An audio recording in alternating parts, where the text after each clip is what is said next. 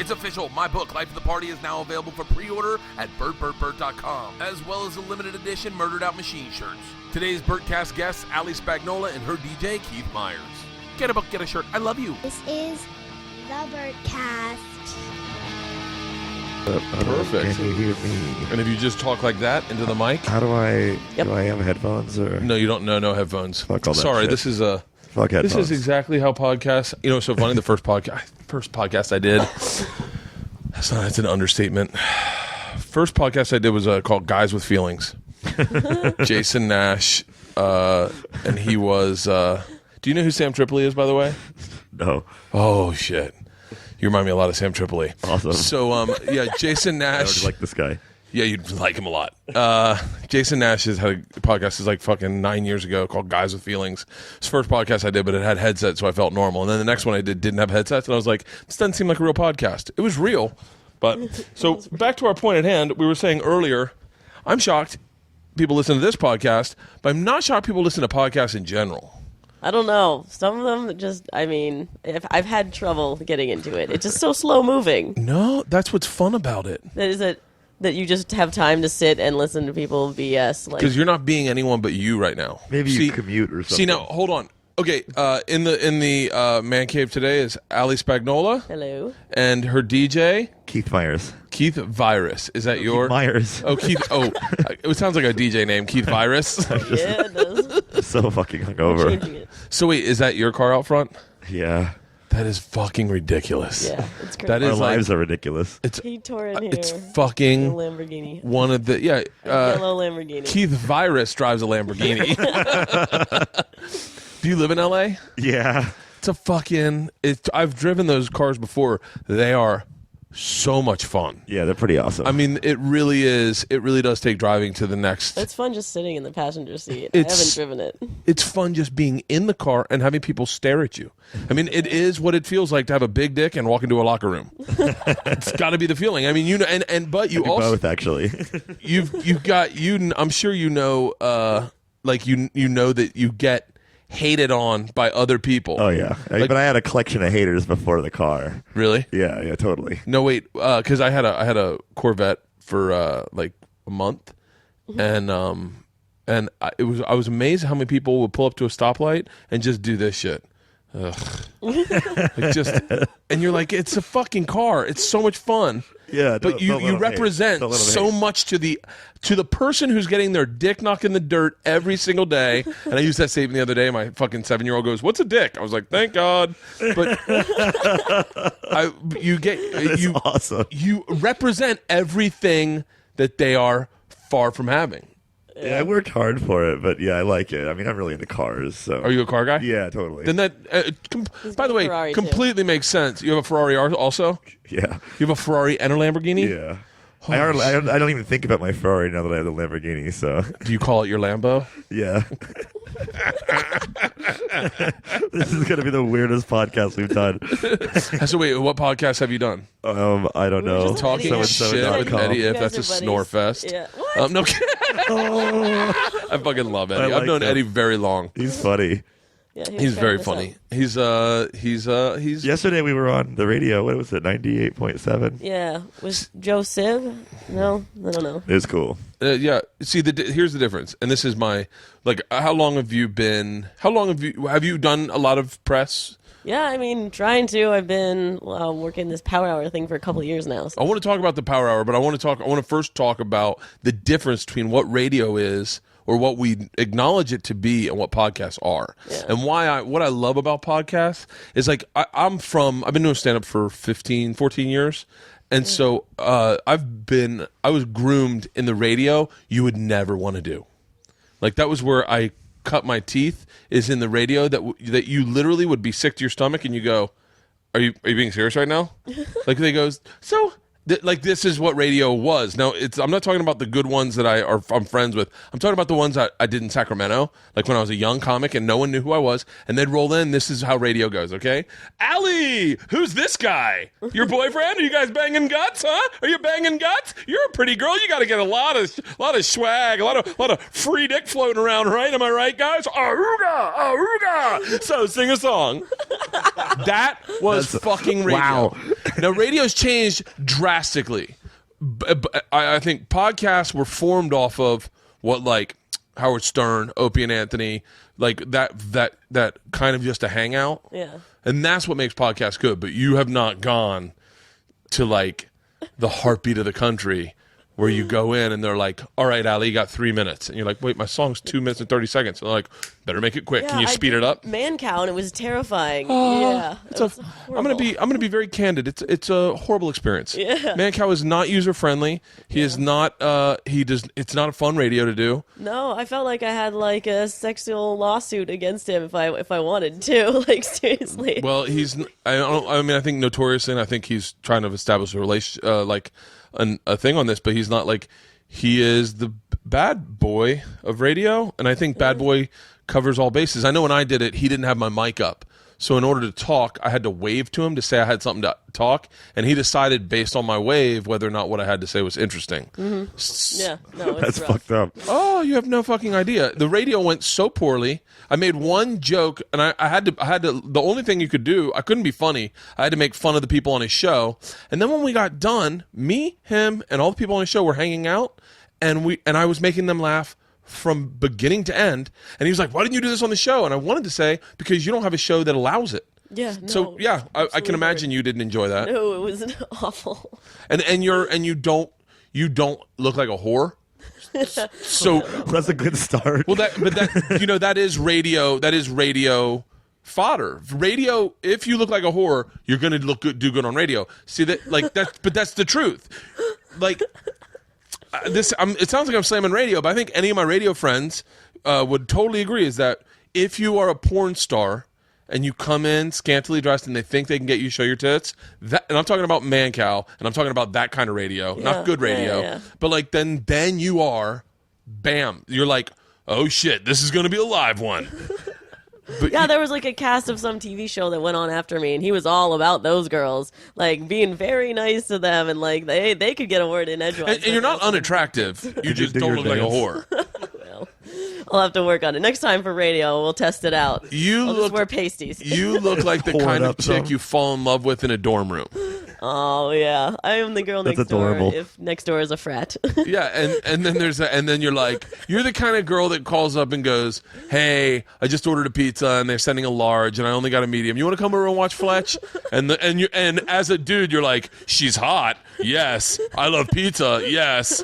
I might hook up. Yes." And Fletch is okay. And Fletch is fucking one of the greatest I'm movies use ever. pizza as a pickup line now. Yeah. like- So yeah, old school radio is not user friendly. That's why podcasts are fun. And to be dead honest with you, unless you are the big shows, and the big shows know who they are, and no one's listening. Yeah. And then and you go into a city like Tampa is a perfect example. We know where people listen. They know where people listen. It's, I can set you up. If you go to Tampa, my buddy Cowhead has like the number one show, has had the number one show for the past 7 years. But if you do his show, people come out to the shows. You can spend all morning and all afternoon doing shows no one's fucking listening to. Yeah.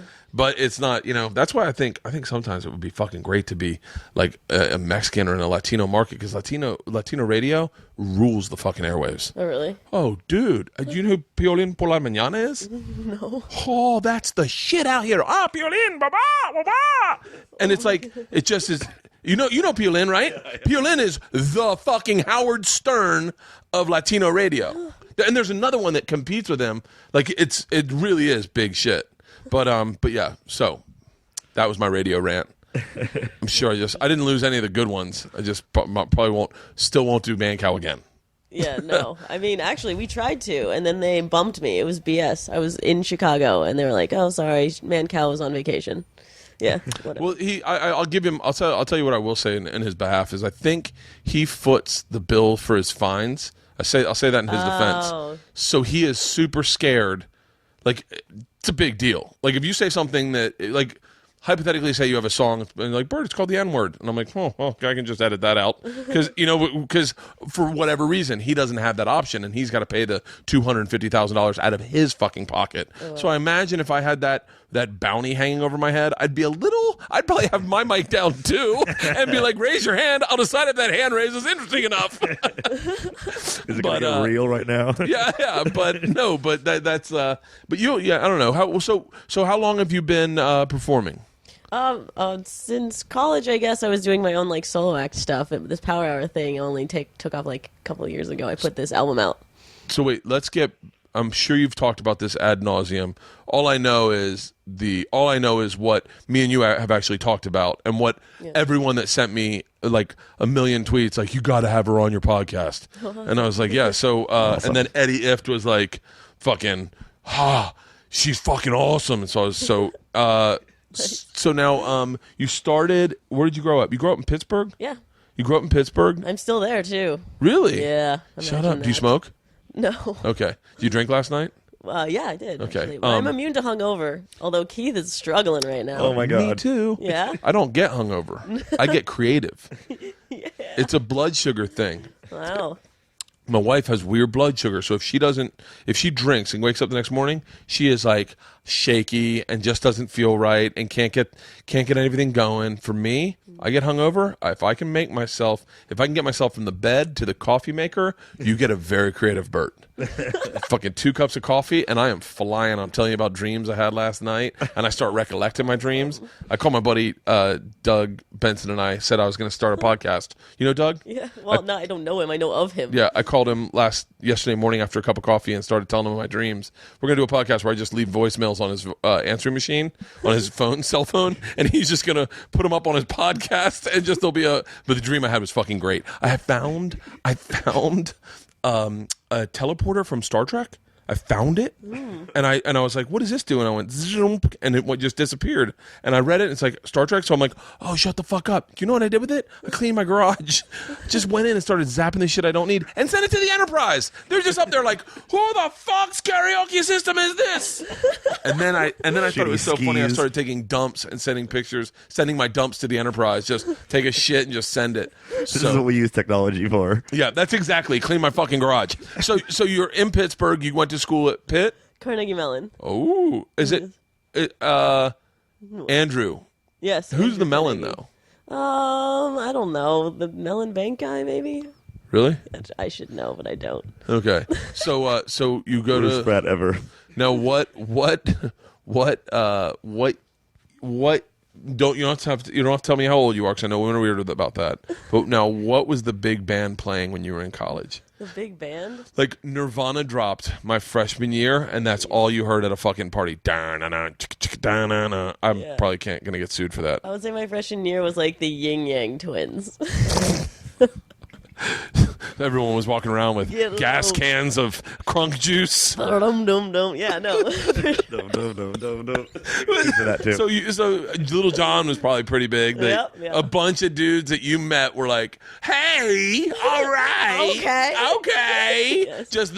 I got the funny guy, and I'm sure this is an Adam Carolla thing, because I'm sure I've heard him say this. But Adam Carolla's thing was I think this is his thing, was that girls don't want a funny guy; they want a guy who can do a great Ace Ventura impression. Like that. That's Adam Carolla's. It's not mine, but like that's what guys like. So much in college, there was a guy that'd be like, "Alrighty then," and all the girls would be like, "He's so funny." He's not funny. It's like the Borat shit. Yeah. Yes, great, whatever that thing is, So does that mean that Jim Carrey's like getting a lot? Yeah. Jenny McCarthy. Oh my God, fucking he's so rad. Holly Pergola. No, Holly Pergola's her fucking name. I just told a story about her. God damn it. She was a girl I went to college with, and I saw her, and someone was like, "Have you seen Holly Pergola?" And I was like, never mind, long story. Anyway. Well, it's a podcast. You got time. Tell me about it. So Yang Yang Twins. Yes. And then what did you start doing? Straight up music or comedy music? Yeah, no, but just regular music, non-alcoholic music, and then just regular music, like singing. Yeah. Like singing a serious song. Yeah, like an average white girl strumming a guitar. And then I was like, this is boring. I want my show to be a party. So that's when the Power Hour thing happened. And so then what For those who I wish I had an editor. For those who don't cut that know, out. I wish. No, it's such a fucking pain in the You can ass. just clip it up. Dude, I'm still behind on a podcast I did with my sisters the other night because I told you they took me to Benihana and we got hammered and then we came back in podcast, and there's so much shit we cannot be talking about in that that I'm like, my wife fucking said something that I'm like, what are you fucking doing? And she's just like, what? You can't talk about that? I'm like, no. So I'm trying to get that. My sister sang me happy birthday, which I'm sure I'll get sued for. So I'm fucking pulling that out of it. It's like such a nightmare. So I just leave it in. I just stop speaking when I feel like I'm being stupid. So now the Power Hour is your opus, only because it is your David versus Goliath. David versus Goliath. Why? Who did I? Didn't you have to get into a lawsuit? Oh yeah, that. Yes, I forgot about that. Who did I have to fight? Oh my god. Fight you and the Andrew legal battle? WK. Yeah. No, I'm kidding. True. Yeah, some guys. Well, so my album doubles as a drinking game, and the drinking game is a Power Hour, which is like common. It's like poker. It's the poker of drinking games. Yeah. But this guy was like, hey, Power Hour is mine, and you need to stop selling your album and playing your shows. And so I had to fight him in court about it. So wait, now how is your album a drinking game? It's 60 songs that are all 1 minute long, and so every time I change the music, the audience takes a shot, and we all cheer and drink together. Okay. Play along. Oh my God, we called the Power Hour Century Club. Oh yeah, that's 100. Yep. We can't do 100. We did. So wait, everyone just takes a sip or pounds of beer? There's no way you can You pound drink 60. a whole shot, It's a 1.5 shot. ounce shot. Yeah. And so there's 60 shots? Yeah, 60 shots of beer. It just ends up being... Oh, shots of beer. Okay, Yeah, yep, shots of beer. that's how we played Century Club. Yeah. So Ends up being like it ends up 7 being like beers. 7.5 beers about in an hour. In an hour. That's a lot in an hour. It's a lot. I've done it, but it's a lot in an hour. Yeah, You know is. I'm a pretty big partier, right? I've heard. What has anyone Your told you? reputation precedes you. Okay, Well, good. Rolling Stone told me. Okay, good. I always get insecure that when people talk about partying, because I feel like I go like, you know I party, correct? Like, I know I'm a father of two, but I do fucking party. So you do a live show. Everyone gets the shot glasses. Yeah. Well, my album is a shot glass. Here, I brought one for you. I saw it online. Please. And there's a JPEG in it. Not a JPEG. Yeah, no, but USB. USB And all the drive. music is on So the shot this is glass. what you sell. Yeah, you can drink out of my album. When Oh I my play God! the And game. it's got a necklace. Yes, so you can- hands-free partying. So you can. Oh, this is It's fucking like the great. fanny pack of shot glasses. It just hangs around your neck, and you can use your hands for partying. So this is a genius idea. Thanks. This is I mean, like artistically, I have no impression other than the marketing, only because I can't hear the song right now. But like, this is fucking genius. Thanks. Because this is something every college dorm will play. I hope you're right. Every Still working on fraternity it. house. Let's see if we can do the Power Hour. Yeah. Like we did it. We did the Century Club for 100, but everyone got fucking alcohol poison, threw up all each other, and then baby birded each other. Sounds like last night. Yeah. Where did you guys party last night? The Supper Club. What was that? I don't know. On Boulevard. On where? On Hollywood Boulevard. Okay. Is it east or west? Middle. Okay, like in Hollywood. Like Hollywood and Highland area. Oh, okay. All right. I know that around And then we there. went to karaoke at Cabo Cantina. What a shit show. Cabo Cantina. Oh, it was Wait, bad. now, would you classify yourself as a musician, comedian, or businesswoman? Yeah. All of the above. Yep. This is fucking great. Thanks. This is really fucking. What's this? That's the music. Yeah. All right. Drink out of my album. All right. I'm gonna have to. And this is your logo. Yeah. Get 7 beers. This is. I'm gonna have to post a Vine of this because it's a little too genius. Thanks. It's a shot glass tied around your neck like a coach's whistle. Yeah. With a USB that is actually underneath it, like it's a spy USB plug-in, and this is the music. Like if you were a drinking spy, this is actually a good movie right now that we could co-produce, okay? Drinking spot. The Drinking Spy. And what it is everyone thinks he's an alcoholic, but he's really a spy who can actually drink that much. Do you remember the scene when Indiana Jones? You probably don't remember the movie Indiana Jones at all, do you? No, I do. Ish. Ish. It was just on. Oh, yeah. You know? He drinks against the girl at the very beginning. Oh yeah, and she. Yeah, and you watch that and you're like, fuck yes. Like that, there was that connected at the heart of my id or whatever, where I was like, one fucking day. And then you got there. And now I'm here. Well, drinking in Spies, you know that Bond asked for it shaken, not stirred, because when you shake it, it breaks up the ice and you actually get more water, and he wants to have his wits about him, so that's why he asked for that, because he wants to be more sober. So funny. Interesting. Holy shit. You know, when I get shots sent to me on stage, I get them shaken. Yeah. Because I like the water in it. I feel like I'm hydrating. Yeah, sure. Now, do you drink on stage? I do, but I don't actually do the full power hour because it would be a mess. You can't. Now, do you do it? I do it. You do it? So, now, DJ Virus over here is... Now, do you run all the music other than, I'm assuming, the guitar? Guitar and keytar. And the next leg, I'll play bass on some of the tracks. Okay. But pretty much you mix all the music? Yeah. Now, how did you guys get hooked up?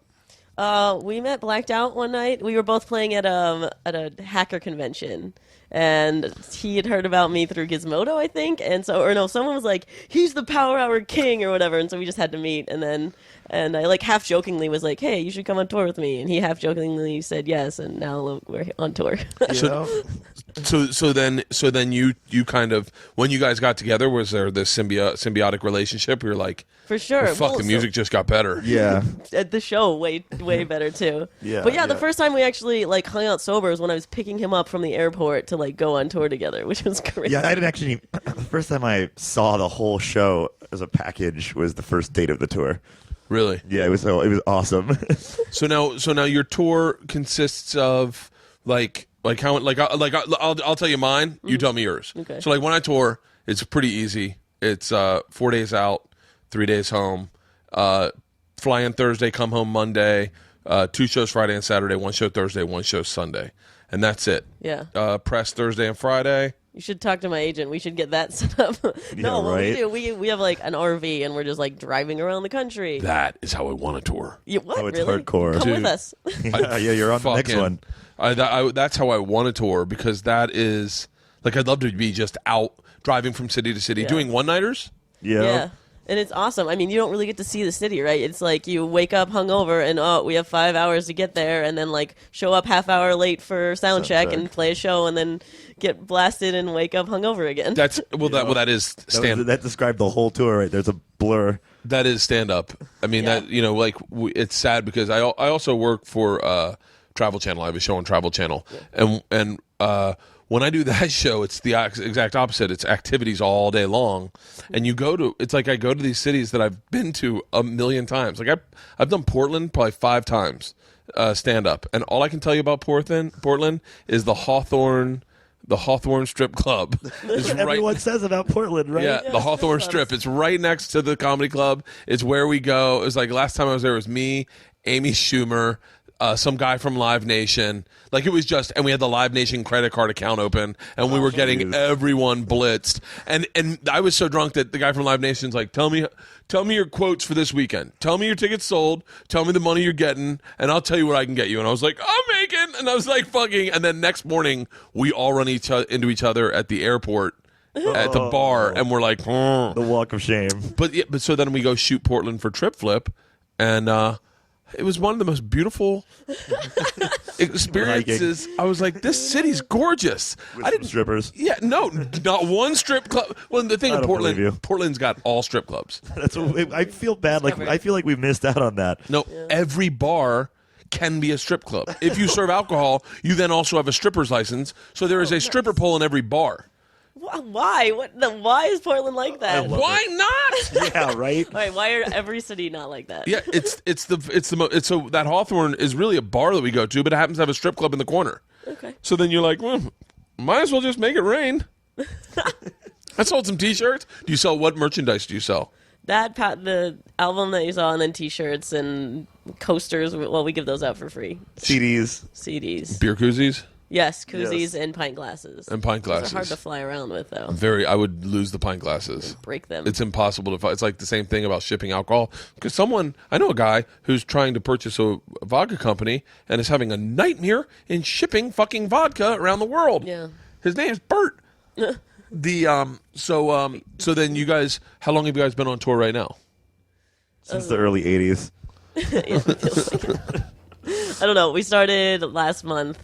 We're done the biggest drinking night of the year is the end of my tour. in St. my Paddy's Day? hometown. No, the day before Thanksgiving. How do you not know that? It's the biggest drinking night of the year. Are you shitting me? No, Really? that's true. I Really? didn't know that either. Yeah. That's crazy. I didn't know that. It does make sense. Because everybody's like home and like it's not a real holiday. You just wake up and eat. So of course you'd like be hungover for your Oh. annoying family. Yeah. So. Yeah, you don't have to do shit. You just get up, the you start cops are out drinking the at like. most because DUIs and stuff. But yeah, that's like the biggest drinking night of the year. Really? So you're doing? Oh, that makes sense. That's in the Pittsburgh. closers in my hometown. Yeah. So Wow. Now, That'll what- be an epic show. have you done WDVE in Pittsburgh? I have. Yes. Those are good guys. Yeah, they're cool. Really good. Super cool. Bill's. Well, Randy and Bill are both good friends of mine. But I did a theater out there. Me, Brewer, Tammy Pescatelli, Oh, nice. for God damn it, I'm forgetting someone. Greg. Greg. Fuck, my brain's farting. But yeah, Pittsburgh's a fun town. I mean, the people there sound ridiculous, but lovely. that Jens is gonna go for some. He's going downtown. You're gonna go down Jens and then go get a fucking spin a what's the sandwich with the fries in it? Piemannies. Yeah. in Pittsburgh. Go Steelers, go black and gold. I like that Wiz Kid. What's the Wiz Kid? Wiz Khalifa. I like that Wiz Khalifa. Doesn't He lives across the street from me. Right now? Yeah. In life? Yeah. Shut up. Now, did you grow up with money? No. Where did you make your money? I'm hacking. Really? Welfare, actually. Now he's like Lamboing out. Yeah. I made it all myself. So I you worked hard for it. you were like a computer dude? Yeah. I'm still a computer dude. Really? Yeah. So now tell me, how do I save my battery on my fucking iPhone? Oh boy. Now wait, what are you an Apple person or a Yeah. Okay. Our whole office is all Apple stuff. Really? Yeah. Nice. So now is music your passion or computers? I mean, I like to spread myself out. I do a lot of things, like Yeah. cars too. So, Where'd you grow up? Ventura. Really? Yeah, just north here. Shut up. What did your parents do? Was your dad a macho dude? Musician. Really? My mom's an artist. Oh my God, you were groomed for this Yeah. shit. Like no one's telling you no. What about your parents? My dad owns a beer distributor. Are you fucking shitting See me? how this fucking works? Are you shitting me? No. And my mom processes USB plugs. Imagine that. What does your mom do? My mom's an auditor, actually. An auditor, Yeah. like Works for the government. No, oh, she just tells people what they're doing wrong. She like checks numbers and stuff. She's a mathy. so you come up with the idea of the Power Hour, Yeah. and was it lightning in the bottle when you came up with it? Yeah, well, because like I said, I was playing like normal shows that nobody gives a crap about, right? Who wants to hear someone that you don't know singing songs you've never heard? So I was like, well, let's make it a party. And then like, yeah, marketing was super easy. There were lines around the building. Everything spread like super easy in college because it was like, well, let's go do a Power Hour at a bar live, of course. It's fucking genius. Thanks. I wish I could incorporate some drinking. I used to do White Russian Sundays at my shows. Oh, nice. Where I was like, let's just all drink White Russians and see if we can drink them out of Get vodka. fat and drunk. Yeah. I didn't realize how much fucking calories was in that. Yeah. So then you do that. Go ahead. Well, I've done also like comedy stuff. Like we played at the Improv in Irvine, and like in Pittsburgh, we did like an improv show where I would play a song, and then they would like improvise for a minute, and so everybody's drinking along to comedy sketches too. So we could get into something like that. Yeah, I could do that right now. I was a big guitarist. Yeah. Oh yeah, I was a front man of a band. Have you ever heard the story? Really? No. Yeah, kicked out the guitarist, who claims, by the way, that this never happened, but he's a liar, and he's still bitter that I kicked him out because, look, quite honestly, he had a stack. Like, I never forget, he came into our garage, and he had a stack with him. And I remember my guitarist, Dacre, who, by the way, wrote the theme music to this podcast. Nice. My guitarist from that band, giving out spankings. See, I definitely could have been right up your alley. Had I met you in college, Power Hour was something very right up in my comfort zone. Yeah. And so Dacre was like, he's got a stack. And I was like, what's that mean? And he's like, look at that shit. This guy's serious. And then they fucking jammed. And I was like, I realized really quickly they're going to find themselves a new lead singer because I sucked. So I was like, I pulled the bassist, Bracken, aside, who sucked also. All we do is we had a keg in our garage, and we just get hammered and play until I lost my voice. And so we were like, we got to kick this guy out. So we kicked him out, gave him the old cold shoulder, and he was in our fraternity, and he was like a little, I think, upset.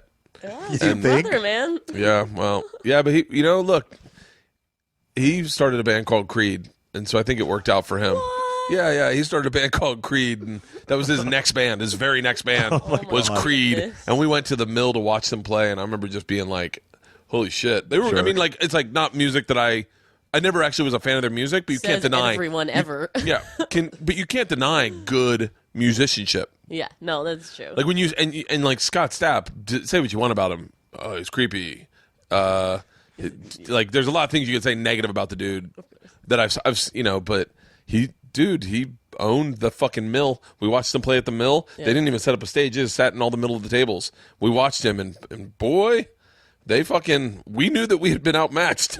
We're like, looks like we need to hang up our guitars. Maybe find Jesus or something. Didn't that work for him? There's a video of Scott Stapp. I don't know if he knows it's online, but it's maybe my favorite thing ever. These kids fucking get his phone number and text him and say they're a hot chick and they want to meet him at the Waffle House. And he goes, sure. So he shows up in the Waffle House in like sweatpants and a wife beater with wet hair. And is just my walking around table to table waiting for someone to say, I'm the hot chick. And it's them at a fucking table videotaping all of it. Oh That my is goodness. epic. And then one of them comes over and is like, are you Scott Stapp? And he's like, yeah, I am. Which is such a vulnerable Yeah. place for anyone that's is recognizable. You can, because we do, I say we, I definitely, if someone could fuck with me and I would play into whatever celebrity I believed I was very quickly. And if you were mocking it, it is fucking hilarious because you're watching a very vulnerable side of me just go like, I don't know not to shake your hand or sign an autograph, but you're like, hey, can I get your autograph? You're like, yeah. You're like, no one fucking wants that. But yeah, so that was yes, I was. One step away from Creed. I pitched to my band. I was like, we need a mashup. Like I believed we needed a DJ. Everybody needs a DJ. I need a DJ in life. I just want Follow you around. Yeah, just to follow me around. Just oh shit, as I walk into Starbucks. Oh shit, let's throw some D's on that bitch, and then just boom, boom, boom, boom. That's exactly what I do. That's my whole job right there. I He fucking screams in between the songs. do. You really? Yeah. So now, I force people to drink. where can I? I want to see you guys. I want to see one of your live shows. Yeah, well, we're done in Orlando, LA. You gotta next time. come to the East Coast now. We're going up the East Coast. Where do you guys head from here? We go to Florida. There are a couple days in Florida. Where? No. Where in Florida? Let me look it up. Look it up because this podcast is fairly large in Florida. Sweet. Orlando. Yeah, and then we go to Charlotte. Not big in Orlando. And then You should do Monsters in the Morning. That's a great show in Orlando. yeah. Monsters in the Morning is like the fucking show in Orlando. It's Sweet. amazing, Yeah, Orlando. really fucking cool. You going to Tampa? No. West Palm? We're going to Orlando, World of Beer, Charlotte, World of Beer. You're doing World of Beers? Yeah. I love those people. Yeah, They started out of Tampa, and they're in on they really like live music. They're like Yeah. the owner's big on that. and they do sell beer, so it is a It's so perfect easy. fucking fit. So we're working on some sort of something, but we have a few dates there.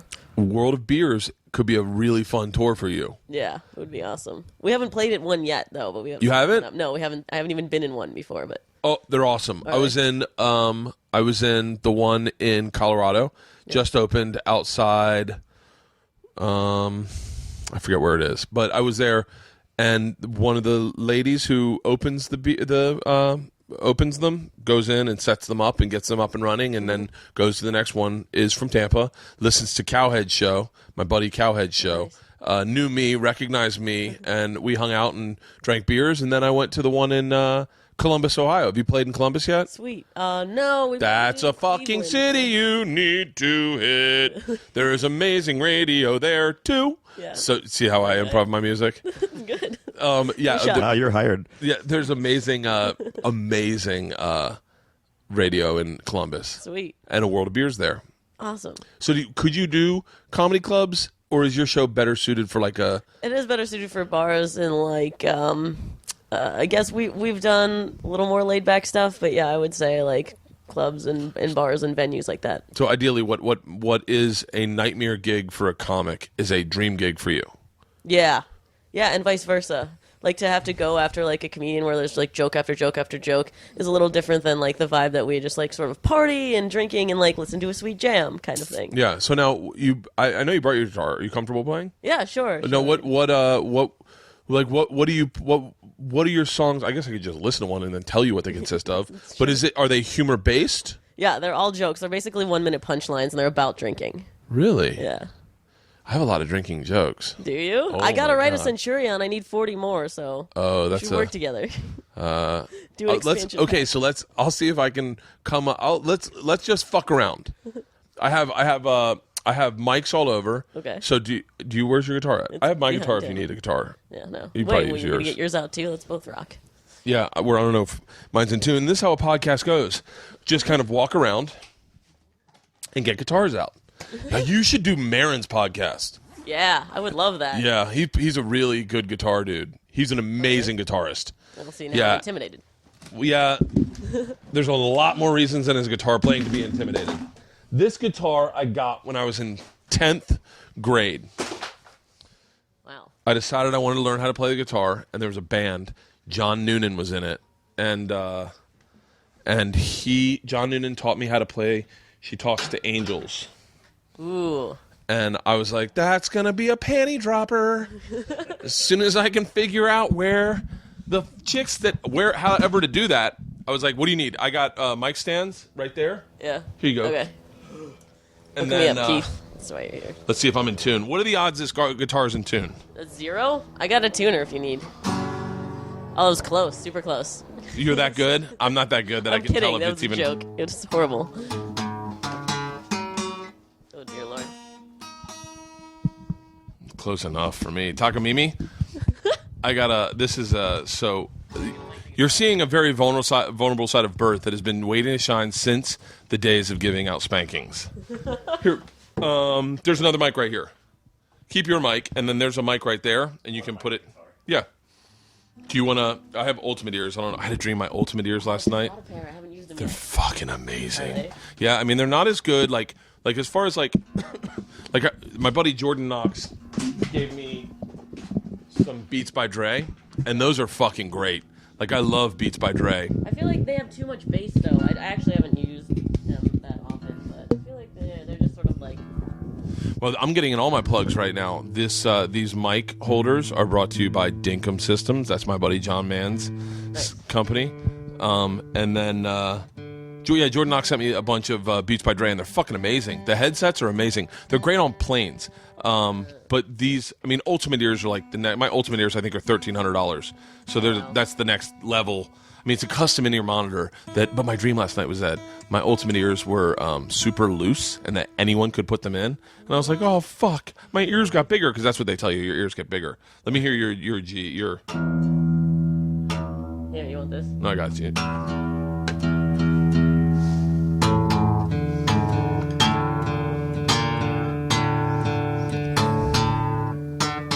Fuck.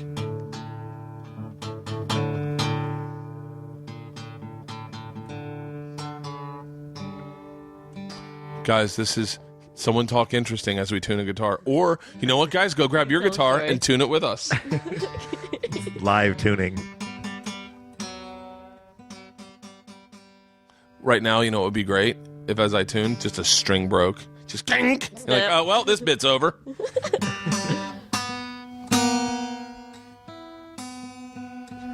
I like the face you make when you do that. Yeah. It's your tuning face. My tuning face. That's definitely a tuning face.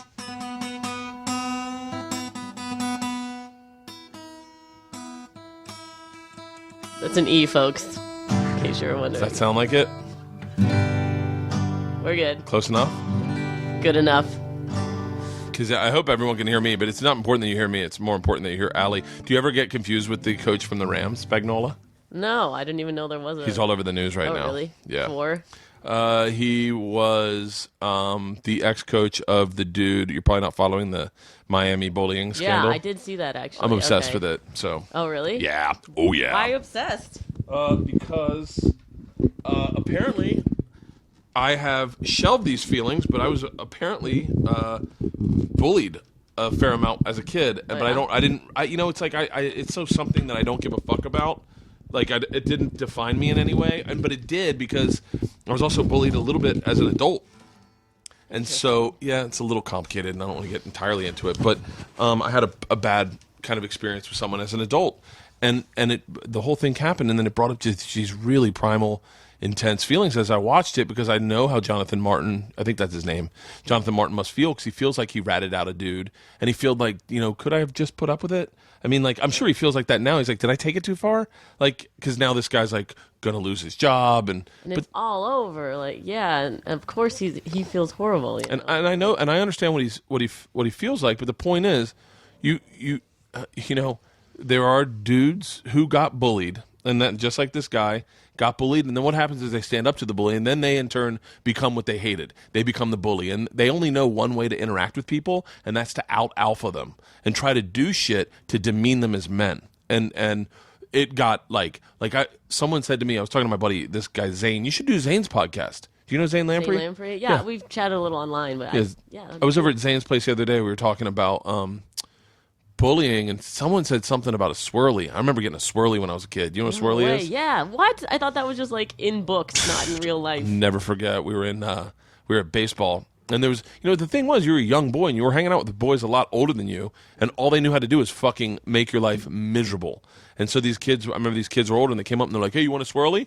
I thought they were talking about a dessert, and I was like, "Yes." I remember they grabbed me by the legs, grabbed me by the shoulders, and walked me into a bathroom, and I thought to myself, and this is what really fucked with my head. I thought to myself, if I don't fight I won't get hurt. And so you end up submitting. And I think that I should definitely go to therapy for this. But I think that moment defined a lot of what established whatever resistance I have, or whatever the fuck is the thing that gets the thing that I want people to like me, and I don't want to cause tension, and I have dramas with people that I just stay out of because I don't want to. I'm scared of crazy. I'm really scared of crazy people, and because of all those experiences, when you see someone demean another human being, you start going like, I don't want that, and I want to stay away from that. I don't even want to interact with the people that get like that. Like, did you see the video about where they mistook the dude as Kyle Turley? Did you see the video where he calls one of the guys on this team's Pouncy, he calls him the N-word? Whoa, no. Yeah, it's at a bar, and the dude, Richie Incognito, has his shirt off, and he is fucking hammered. And and he's at that pool table, and he's just like yeah, it's scary, not human. Not human, and it's not, and that terrified. I saw that, and I got scared, and I was sitting on in front of a computer screen. But that personality, I don't want to be around. Yeah. It scares the shit out of me. But what's crazy is that some dudes, they beta up to him. So like in the end of the video, you see this one dude who also has his shirt off that is just a dude drinking, and he's like, "I want you to be my best man." Like, no, you don't. You want that energy at your fucking wedding? Just him dropping N-bombs with his shirt off, all tatted up, just, Mike Pouncy! Fuck that. Anyway, yes. Yeah, it's really scary. The coach used to coach him for the Rams, Spagnola. And so okay. I kept seeing that. I was like, oh, I'm having his daughter on, joking in my head. So that was a lot of serious talk for women. Maybe let me play out now. So this is how I play. I was bullied as a young boy, head shoved into toilet bowls. It was okay by me because I took it. Do a shot. Wow. I think you need a shot of Jaeger for that one. So you sing. Let me see how I want to know what 1 minute of Power Hour sounds like. Yeah. Okay. Well, it's all different. So the thing is, every song. I'm going to put both my headsets in. Genre. I can hear you, okay. But just so I make sure I got your guitar good. You got it all. Right. God, it sounds good. All right. So do we want the opener? Or do you want to know how to play the game? I think you know how to play the game. I fucking kind of want to drink right now. Yeah. I'm looking at your Awesome. Jack over here. Jack might be a little more. Open that. See if there's any beer in that fridge. Okay. There are some beers. What do we have? Budweiser and a Stella. Let's pull out a Budweiser and let's Power Hour this. Alrighty then. Send that on over. Keith, hair of the dog? Yeah, he wants some. Here, send another Budweiser over. Oh, shit. No, give me the Stella. Fuck it. Give him the Stella. Well, alrighty then. Tastes like fart beer. Stella has sediments in it. I was doing my buddy Elliot. Sentiment? Elliot in the morning. Stalactites? Are these clean? I don't need to worry about cleaning these. Okay. You're like, no, I piss in them. All right. God, I haven't drank a shot. Oh, you need of an beer. bottle opener. There you go. Yeah, you're drinking out of the album. That's awesome. All right. So Do you start off with a shot? Yeah, actually, that would be 61 then, so I think it's after. Okay. Yeah, you No, we always, do you always start wait with till the this. first We song do. is done We before do. you do a Okay, shot. I'm going to put my guitar down because I want to hear you do yours. All right. And then I'll go. And let's do, let's kill this beer in song. In song. Okay, so that'll be 8 songs. 8 songs, 8 minutes. Awesome. Yeah. Okay. Or we can, I guess you can't do that. Now, if you'd like to play along, I'm not in instigating drinking, but if you'd like to play along, Binge responsibly. see if you can hang. Let's see if we can just kill one beer in 8 minutes. Yeah. I could definitely kill a beer in 8 seconds. The first 8 It's a are slow easy. going. It's slow Okay. going. The last That's 8 why that are he tough. drinks 2 tall boys before we start. Yeah, the last 8 are tough, I imagine. Yeah, the last 8 are always difficult. Not anymore. You're good at it. Okay. All right, here's the first one. 1, 2, 3, let's go. Yeah, this is 60 songs, and they're all 1 minute long. Take a shot with every song. This is the power hour. Start the clock, it's counting down. Ready, set, party now. Shot, do a shot, do a shot, do a shot, do a shot, do a shot, do a shot, do a shot, shot, do a shot, do a shot, do a shot, do a shot, do a shot, do a shot, do a shot. Yeah, this is 60 songs, and they're all 1 minute long. Take a shot with every song. The power hour, yeah, it's 60 songs. They're all about drinking and 1 minute long. And when you hear the song change, fill it up and throw one back. You've got 1 hour from now to kill that 6-pack. Let's go! Yeah, this is 60 songs, and they're all 1 minute long. Take a shot with every song. Will I know when to drink it? Yes. Okay. And now you've got it started. This I'll tell game's you. coming at you hard. Ready or not, here comes the party. Oh, Shot! Yeah, no, the first one's the longest, and then they just keep getting shorter and shorter somehow. What am I having this bud too? Yeah, just get in Might as there. well crack that beer. This is my breakfast. So you actually can play the guitar. I can play the guitar, yeah. You're actually a really good guitar player. Oh, thank you. Yeah, like I'm not that good. It was only power chords for the first one. It's a punk song. Yeah. Mm-hmm. So then the next song is do you stop down? Yeah, no, we stop for a second. He yells. We'll probably banter a little. Okay. Be hilarious, dance around, and then start another song. So it actually takes us like an hour and 20 minutes to get through our power It depends hour. on Yeah. it depends on what kind of mood we're in. Sometimes I like to charge through the drinking, and sometimes I like to slow it down. I think we've like done like 2-hour sets before. We have, and we've definitely done 1 hour sets before, like Yeah. where I'm thirsty. Really? So then that is the intro. What would be like a 1 minute? You say they're like 1 minute setup jokes. Yeah. So how would that go? Can you play me one of those? Sure. This one's called "It Sounds Like a Good Idea, but It's Not." Okay. It sounds like a good idea, but it's not. I have so many jokes for this. Take off your pants and climb that sculpture. Crush a can with your head and yell at the bouncer. Punch a wall and sleep at a frat. Race a bus and shave the cat. It sounds like a good idea, but it's not. I bet my dick fits inside that. Yeah, it sounds like a good idea, but it's not. It's stuck. Someone call a doctor. Pass out in a bush and attempt to fly. Pee on the lawn, make out with that guy. Give your friend a mullet Been and there. flush your cell phone. Chat with a cop, wear a construction cone. It sounds like a good idea, but it's not. There's a lot of black people around here. I got an idea. Oh dear. Shot. So wait, that was 1 minute? That was 1 Yeah, minute. drink it. Oh shit, that was quick. I'm just gonna take sips now. Try and finish that beer. That's great. Okay, that's fucking awesome. Thanks. Now you know how it works. So that's actually really quick. Yeah, they're super fast. So then, They're like okay. a ringtone length. And are they all drinking themed, or do you have any relationship ones? Do you have any like? They're all pretty much drinking themed. Is there any like one night stand ones? I talk about truth serum where there's one called truth serum where I'm Do like, it, play I it. just tell the truth all the time. Let's just play it. Play it, play it, play it. Honesty seems to be so easy with booze. Though I think people would tell the truth if you secretly gave them O'Douls. Either way, drinking's a good excuse to tell the truth. Maybe you do look fat in that, or I hooked up with your roommate, Matt. It was actually me that killed the cat. Of course I can tell your boobs are fake. That vegetarian meal was actually steak. This relationship sucks, I need a break. kind of think Mickey Mouse is hot. Kenny G is my weak spot. I watch porn a whole lot. If you want the facts from your friends, then beer 'em. 'Cause alcohol is true serum. You're a really good musician. Thank you. I'm just going to kill this beer. Yeah. So that actually, so in the beginning of that song, I talk about, like, you would probably tell the truth even if you were drinking O'Doul's. So I've always wanted to execute this. Maybe we could do it together. Like, I want to be like, power hour with free beer. Everybody just come and we'll get a bunch of kegs, but O'Doul's, and then film it and see, like, how nutso people get thinking that they're drunk, but they're not. I would, yeah. I've definitely. Well, there is alcohol in O'Doul's. I only say that because I would definitely feel like you know how like the ghost limbs happen to people who lose an arm and they're like, I feel an itch. I would get the ghost limb drunk. Like I would get loose. My wife used to work at Lowry's over on La Cienega, La Brea, Okay. La Cienega. One of those laws. Yeah, one of the laws. Nope.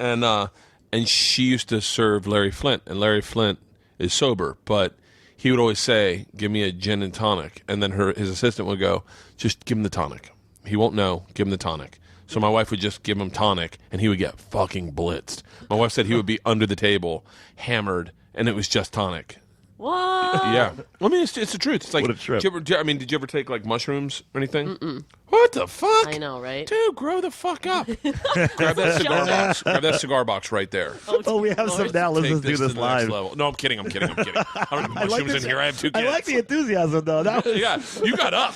I got given a fake hit of acid one time in New York by my buddy Ted. I'll never forget. We were walking in like Upper East Side, and he was like, and there were movie producers there that were trying to get the movie, which became the movie Van Wilder. They were trying to get that up and running. Yeah. So, and I had this legend of being this party animal, and they were like, if he's a party animal, he'll do it. Take it. And it was a piece of paper. I was like, what is it? And they're like, acid. You in? I was like, and I hate acid. I hate acid with a fucking passion. I do not dig that drug. I don't think it should be legal. I think that people should stand against it. It is that fucking bad. Wow. But I took it. Yeah, you did. I was like, 10 hours? Just tell us 10 hours and it'll be a story that never fucking dies. And it was fake. Thank God. Greatest feeling I've ever had in my life. Wow. But I'll tell you what, I got the anxiety and the sweats and I got to take a shit just like you would if you took acid. Like it's just psychosomatic. It's Pavlovian. So, okay, so now what, can you sing one of your serious songs? Serious songs? The ones that you went, fuck this. Sing me your worst serious song, and I'll sing you my worst serious song. Oh, don't The have any. one that Seriously, gives you involving- douche chills. Douche chills? The one is where that? you wrote it, douche chills are like when you're like, ooh, this is uncomfortable. I honestly, like, don't know any of my earlier songs. Like, I can't play anything off my first album anymore. Really? Yeah. I have a hard time telling jokes that I started with. Yeah. Now, when you do improv games at the Improv, what do you do? Well, I've done some improv stuff. Hence, when you tell me to take it, I'll stand up. You tell me Yeah. to do something, I'm yes and. Yeah, that's the way my brain works. Is a yes and. It is compulsive or impulsive. I'm impulsive. All right. I love the you grabbing a beer from there. Let's have a beer. I love that energy. That's the way I like living my life. Is like Sure. yes and. That's how our parties work. It's like anything you do is a good idea. Let's high five about it and have fun. So let's do an improv song game around the horn. I do this with my kids all the time. Okay. I do this. I do stories with my kids, and I do like so. I'm pretty good. I'm a better storyteller than I am anything. And I know what makes. I know the things that I know how to tell a story. I think from doing stand up, obviously, but so I want to teach my kids how to tell good stories. My wife can't tell a story to save her fucking life, and so we always tell stories. And I'll start off. There was once a boy named Johnny Jack-o'-lantern, and they'll be like, "Ooh," and then you just to watch their brains explain. But this is, for the record, my first jaunt in. Do you like how I'm telling you about me? Like you came to interview No, me. this is fascinating. That's why I'm Yeah, here. let's hear it. We're here to But interview first, you. Let's get real. fucking, I am a really bad host. This is why it's a podcast and not a radio show. The my first jaunt into stand-up comedy was I would sing comedic songs. Oh, nice. I would do impressions of guys singing. I looked like Eddie Vedder at the time. I had long hair and I'd pull it behind my ears and I'd just do the, like the look up that he did. And Yeah. all my friends would lose their mind. And I would do The look up. That's totally it. like, though. yeah, like that. Yeah, There it And is. You gotta like that's half. you saw it. And so and so I'd write comedic songs. I couldn't tell you one now. There was one I got beat up for, but Nice. Let's hear about that got one. sent to the hospital. Jeez. Song? It was yeah. Must have been amazing. I don't remember. I think it was off of John Cougar Mellencamp's Pink Houses, which I'm sure I can't sing, but.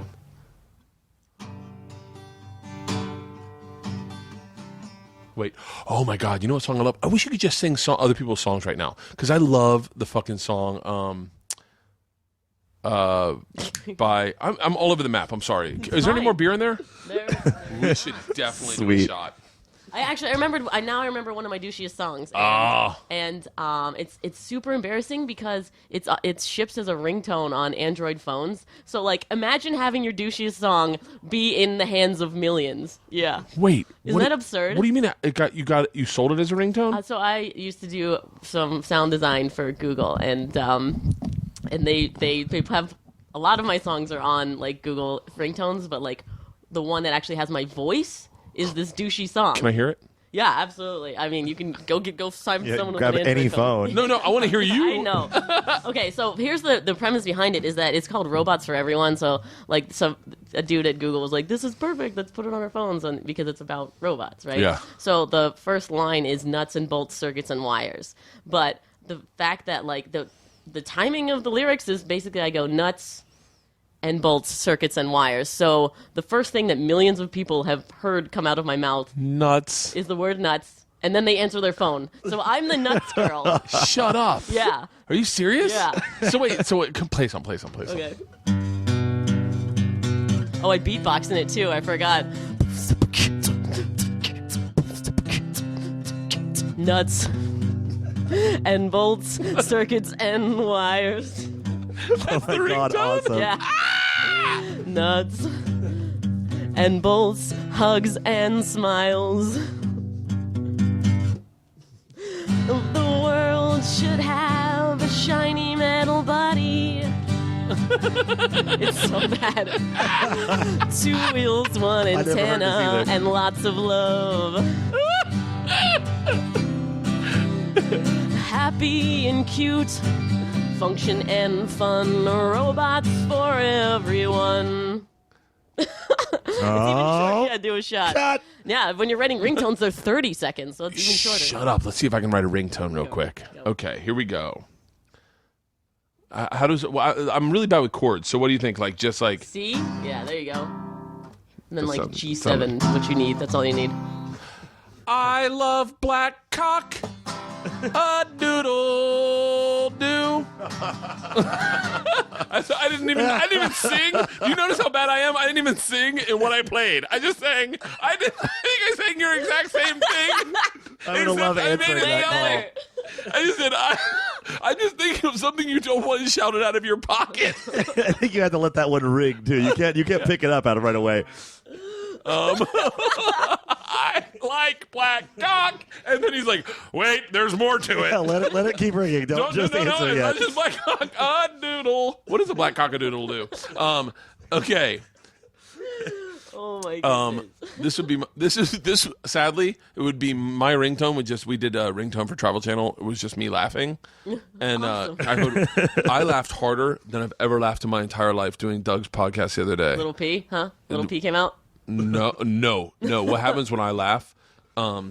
Seizure. I wonder if I can fucking pull it up. When I laugh, I have two laughs. I have a very high pitched giggle that's like a I'm rolling with you laugh. Mm-hmm.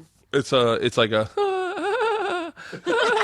yeah, but it's like when we're all having a good time. And then that's like me. It's like my I'm surfing this wave energy laugh. And I can get that laugh very easy. In just I find a lot of joy out of like very small things. I can make myself laugh, but then I have this very uncontrollable laugh that is like next level. I'll see if I can fucking. There's an example of it that's really accurate. I shaved my buddy Tom's chest and back one time. I was waiting. I'm not sure if that has coming. Not sure if that has anything to do with this, but go on. If you just type in Bert That escalated quickly. shaves Tom, Great. it comes right up. Yep, look. Okay, so now this is this is. I'll hopefully you can hear it. This a is brand so new phone. weird. I just got this 27,000 views on this video. All right. Because, mind you, I do have a very infectious laugh. I think all laughs are infectious. I don't think anyone doesn't have an infectious laugh, but all laughs are infectious. But I laugh very easily. So I'll fast forward it to the part where I'm laughing, so you can hear me laughing in this. What I did is I shaved his back, and then I went to shave his chest because his armpit hair connected to his boob hair. Oh, And so I was like, well, if you Boob hair. disconnect that, then what it'll look like you have a defined chest. It totally does. like a chin strap for a boob. That's exactly what it looked like. It looked like his tits were wearing a mask. Like, it looked so bad. But what happens is there's such a finality to it that I've done it, and there's no fixing it, and it looks so bad that I'm laughing so hard because I realize we're in Hawaii. He's got to walk around like this all fucking week, and I've done this to him, and I can't stop fucking laughing. But it's like a real like it's I tried talking during this laugh, like during Doug's laugh, during the one on Doug's podcast on Doug Loves Movies. It was because I said they were talking about how bad The Wiz was, and I said it was actually a good movie, and they're like, I liked The Wiz. I actually rented it for my kids last night. It's not that good, but I was like, I really liked it, and they're like, yeah. I was like, I wish they did that with all movies, and they're like, what? And I was like, made it black. Like, they just had an all black cast version. and yeah, just do the same movie, but just put black actors in it. I'm gonna see that for And, Mean Girls. and just see if it. Well, what's that? Mean Girls.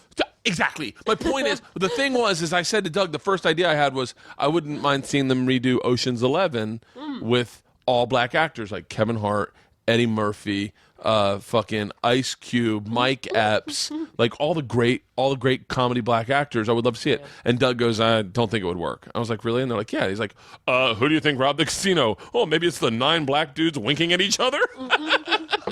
And I couldn't stop laughing at that premise because all I heard, like, I rethink the laugh in my head over and over and over again, and I can't get this fucking video to come up. It is a high pitch, just like it's like,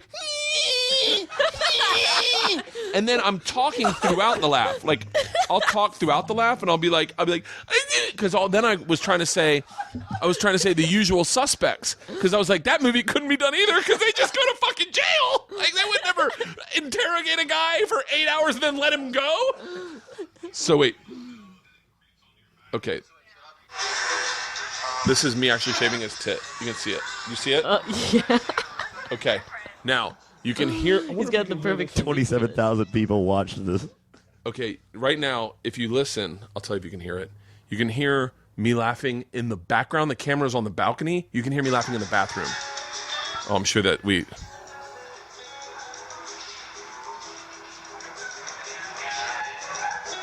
Yeah, I can hear it.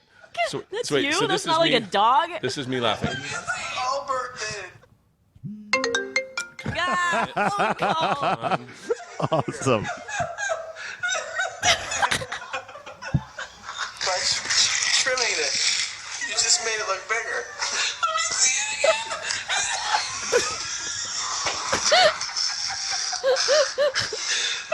It looks good. You feel it? Oh my God. That's amazing. Great. Cancel. It's just the...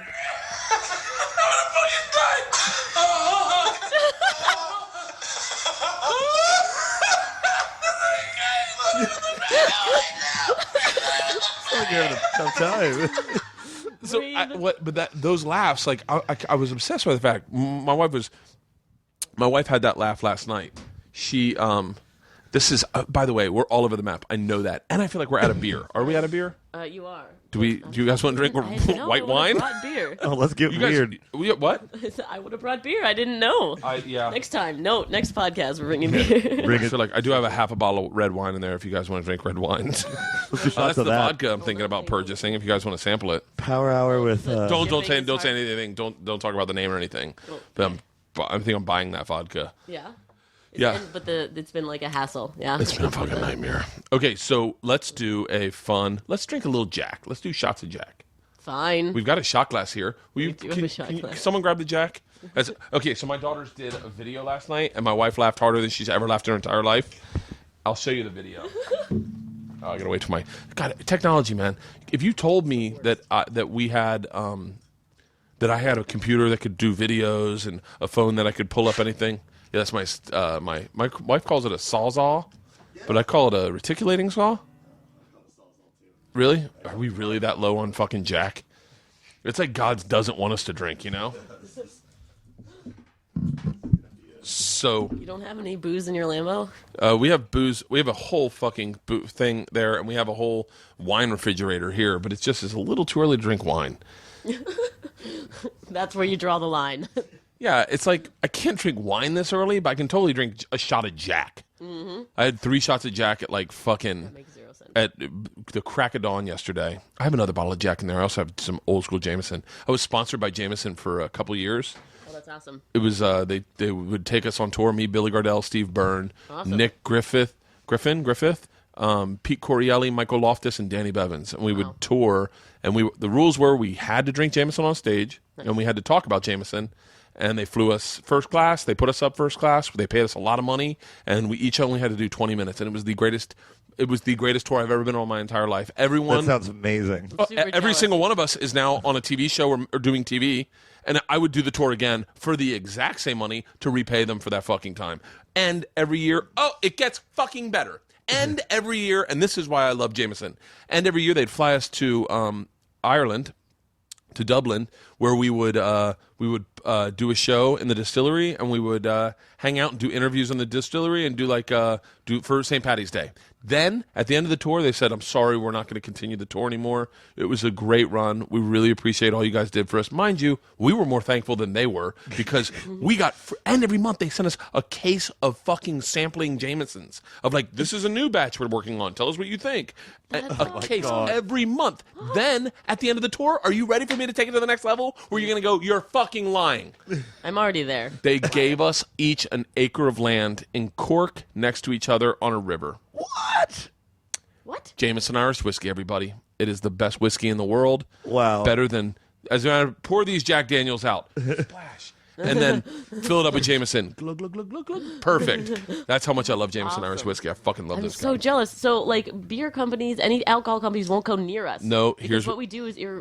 looked at as irresponsible. So we're It screwed is for a sponsorship. tad bit irresponsible. Hey now. People drink a beer either way. Yeah. I mean, Do it with, do it. Here's the thing you need. This is how, I'm sure you know this, but I had someone tell me, I forget who it was a Mexican comic, saying that he was sponsored by Budweiser. And I was like, why Budweiser? And he's like, well, why not like Tecate or Corona? And he was like, because they already got Mexicans drinking that. They want Mexicans drinking the other shit. So what you need to do is find something that someone's not drinking and do it with them. They won't touch us, though. I mean, anything like I have a friend who runs the World Series of Beer Pong, and he's like, "You're never gonna get a sponsorship." And Wait, how the fuck does the World Series of Beer Pong get a sponsorship? Yeah, They right? don't. They don't. Oh, That's yeah, what he's okay. saying. Oh, That he like- can't get a sponsorship because he's a drinking game, and no one will go near drinking games. And we've had a lot of trouble with that. We got some guys on it, and things are not coming through. So I don't think I'll ever be It's sponsored. alcohol is a weird, like our rules at Jameson were we had to Did you have to say something about being responsible? nope, we couldn't. No, we couldn't. Like I don't want to rat you guys out, Jameson, 'cause you guys were great sponsors, and I had a great time. But I'll be just being very candid. We couldn't talk about anything in cars. We couldn't talk about Right. driving Oh, cars. Yeah, sure. Could never talk about drinking and driving, obviously. Yeah, but no, I don't think there's we nothing couldn't. funny about that. Yeah, Yeah, but there's not. You couldn't talk about like anything drinking and then being irresponsible at all, like around a child or anything irresponsible. It had to be all stuff kind of like we did a lot of blowjob material, but that's all we had at the time. we have a song about drinking responsibly. You should play Oh, it. yeah. What is it? It's our public service announcement. Do it. Do it. Do it. Do it.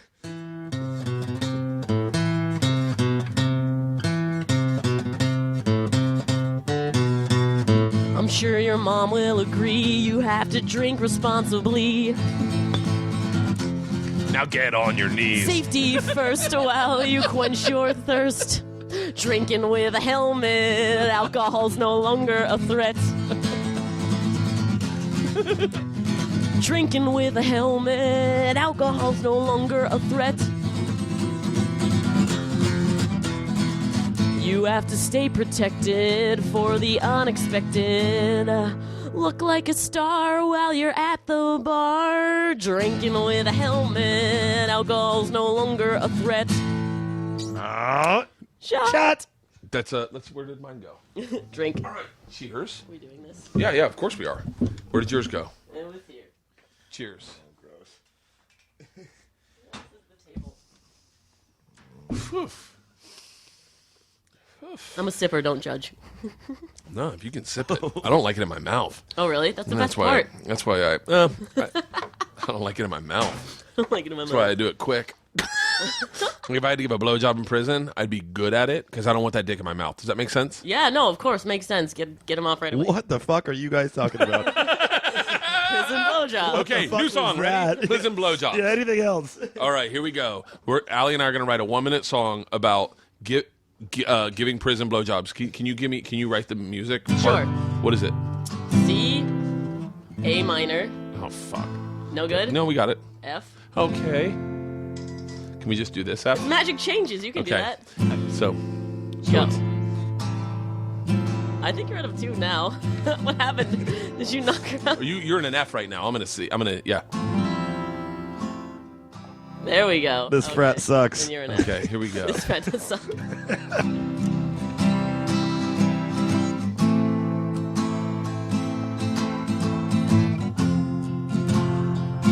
Wow, this is coming together better than I thought. I'll take the first line. You Okay. take it. It was my first night in the pokey, and that's when he approached me and said, "I want you to suck my dick." Now your turn. And you know what? I learned I'm good at this, you see. 'Cause you gotta get him off quickly. When you're sucking dick, it's a double-edged sword. Word got around that I was the new guy and best in town when I was sucking dick. Wow, this is like an album here. So I got out of the pokey. And I still had that reputation, you see. Sucking dick. That's right. I thought, hey, why let a good thing go to waste when people want to fuck my face? I might as well let them, 'cause I'm good at sucking dick. I got lost. I'm good at sucking dick. I'm good at sucking dick. I'm good at time for a sucking chorus. dick, sucking dick. I'm also a pretty good ballerina. What? I don't know. I just thought he would be a diverse dude. Oh, shot! Probably take 2 shots for that Open one. another bottle, guys. That was it's gonna so be fucking out weird. I think it already Okay. is. Your mom's gonna love that one. What we find is what I find Mom's not is hearing about this. there is your mom's not downloading this podcast. Hey, will you pour me another shot of whiskey? I think we're getting pretty low here. See what do we have in that bottom drawer? I know why you have DJ Virus. Oh my goodness. Yeah, it's Holy goodness. oh yeah. Did you see the white bright light glow out of there as you opened up the liquor You have a cabinet? Boone's Farm. I have a song about Boone's Farm. You too. do? Yeah. Oh my God! Please say it happens on the back of a hayride truck with incest. The Willow fuck? now. Yeah, Okay. this is getting want? dark. Here we go. New song about Boone's Farm on the back Oh, of it. God. See, this is the way I get creative. Okay, it's got to be a country theme.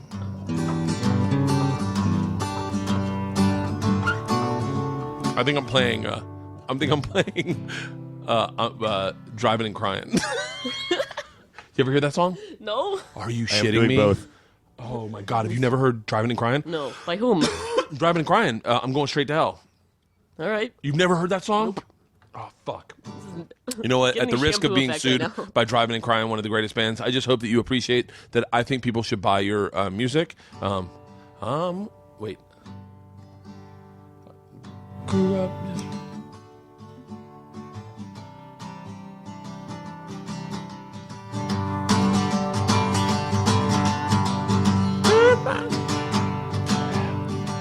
Just like my mama said, I'm going. Fuck, I gotta download it. It's a good song. It's driving and crying. You know what? Fuck it. I bet it's on my phone. I guarantee it's on my phone. Because why? Because when I get on a plane, I like to hear some good drinking music. And this is how we closed out every show when I was in college. Album, new phone. What are the odds we have it? Oh, shit. Here we go. D. Thank you, iTunes match. Ready? D. You want to hear my D? No. Daft Punk. Dan Carlin. I like it. Dan Zane, Dane Cook, Danger Mouse, Dan Tosh, Danzig, it. Dave Attell, Dave Bowie, Dawes, The Decemberists, Deacon. He's a Did you say the coach. Descendants? The Decemberists. Oh. Die Antwoord, Diplo, Oh. I love them. Oh, I love Diplo. Dire Straits, Yeah! Dirt Nasty, Oh, my Disturbed, God. DJ Laz, DMX, The Doggies, Dolly Parton, Dora the Explorer, Doug Stanhope, Dora the Explorer. Driving and What? fucking Why do you- crying. All right, kids. What the... You ready? Tell me you don't love this. Cause you're running without love. I'm going straight to hell. Just like my mama said. Oh, this is fucking Driving and Crying. Kevin Kinney. It's probably not Kevin. It's the lead singer was fucking amazing. He still lives in Atlanta. He's good friends with my buddies from the Regular Guys, the great radio show in Atlanta. And Driving and Crying was our shit. They'd play that at the end of a fucking night. You got to remember, this was also fucking 20 years ago when that music was like. I mean, we didn't have DJs. Hey, Yeah. So I know you want it. okay, are you ready for the drinking song I've been trying to write my entire life? Yeah, let's do it. Let's do it. Right now. I wanted to write a song to all the beers I drank. Like, Not like Julio Iglesias to all the girls I've... Like, not that. But I just wanted to write it, like, every time I would drink in New York, so I always thought guitar would end up back in my act. It doesn't. It will never. It will never because why- it's why too not? hard Let's to, do it's it. too hard for me to travel with. I hear you. Equipment. Ugh. Fuck Try it. traveling with a guitar. Yeah. My daughter plays... I'm just making sure we're still recording. So... Wow. This would have been So- gold that you lost. So, Are you having some of this or what? There's some Johnny Walker in here. yeah, let's drink some Johnny Walker. Well, I'm good, but I feel like you would ask for something. We should Why have is this something. open? There's another bottle of Jack in there. There's a few bottles of Jack in there, and there's a few bottles of really expensive Jameson. Don't open those. So wait, I've always wanted to write a song to each beer. So it would be like whatever the thing would be like. I think because the idea isn't fleshed out that I can never figure out. But it would be like Flesh it what out. would I say to the first beer? Like, hey buddy, it's good seeing you. You know. You again, you know, like, and then the second beer, like, I knew you were showing up. Yep. And then the third beer, like, you're like, I can't wait till later, and you tell them all the dreams, like, we're gonna tackle a whatever, you know, like, Yeah, and then really the fourth beer, like, and you're like, this doesn't look good, and by the Slippery slope. by the seventh bear, you're like, fuck, seriously, leave me alone, and then the Wait, no, eighth seventh beer, beer, is I'm like, yeah, "Ah, let's do this again." I like you, beer. Let's get it on. all right, let's go back. Let's throw out a theme, and then we'll improv the song. Okay. So, what is popular in? We did prison blowjobs. That was weird. Let's do a song about waking up after a one night stand with somebody. All right, what is the Coyote Ugly? Is that what it's called? Yeah, it's basically the premise of the song is, hey, last night was fun. I think I kind of remember a little bit of it, and then I'm trying to recall it, but I don't really know your name, and I don't really know what to talk to you about because all our conversations we've had we're drunk. All right, you give me the keys. I'll start off the first lyric, and you go the second one. We're talking 6:30 in the morning, eyes awake. Okay, that's where the song starts. So you write the song. Sure. And then Just I'll do the first- A and E. That's all, right? Okay. A major, E major. Keep it simple. Are you ready? Yeah, sure. Here's how this.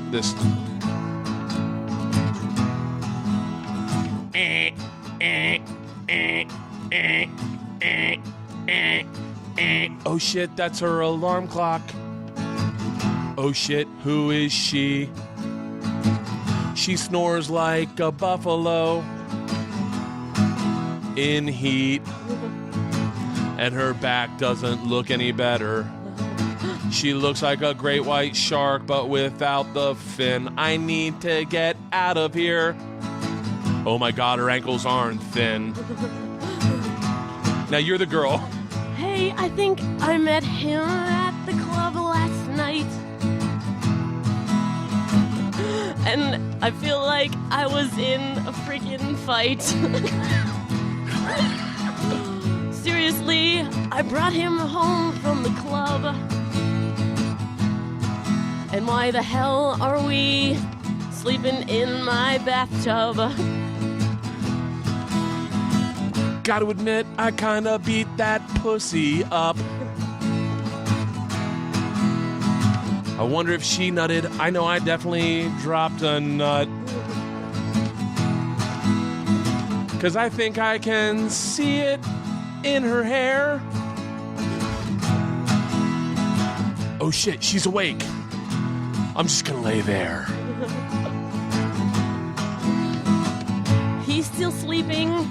I run my hands through his hair, you see. And then run my hands through my own. Hey, why is this sticky?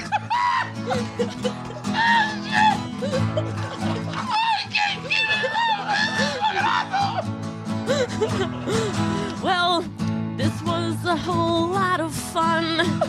He's the hottest thing that I've ever done. And, there was a stun gun. Oh shit! I didn't wear a condom! That's okay. I'm all about having fun. You know what? Maybe I'll turn on the shower and we'll fuck soaking wet. Oh my god.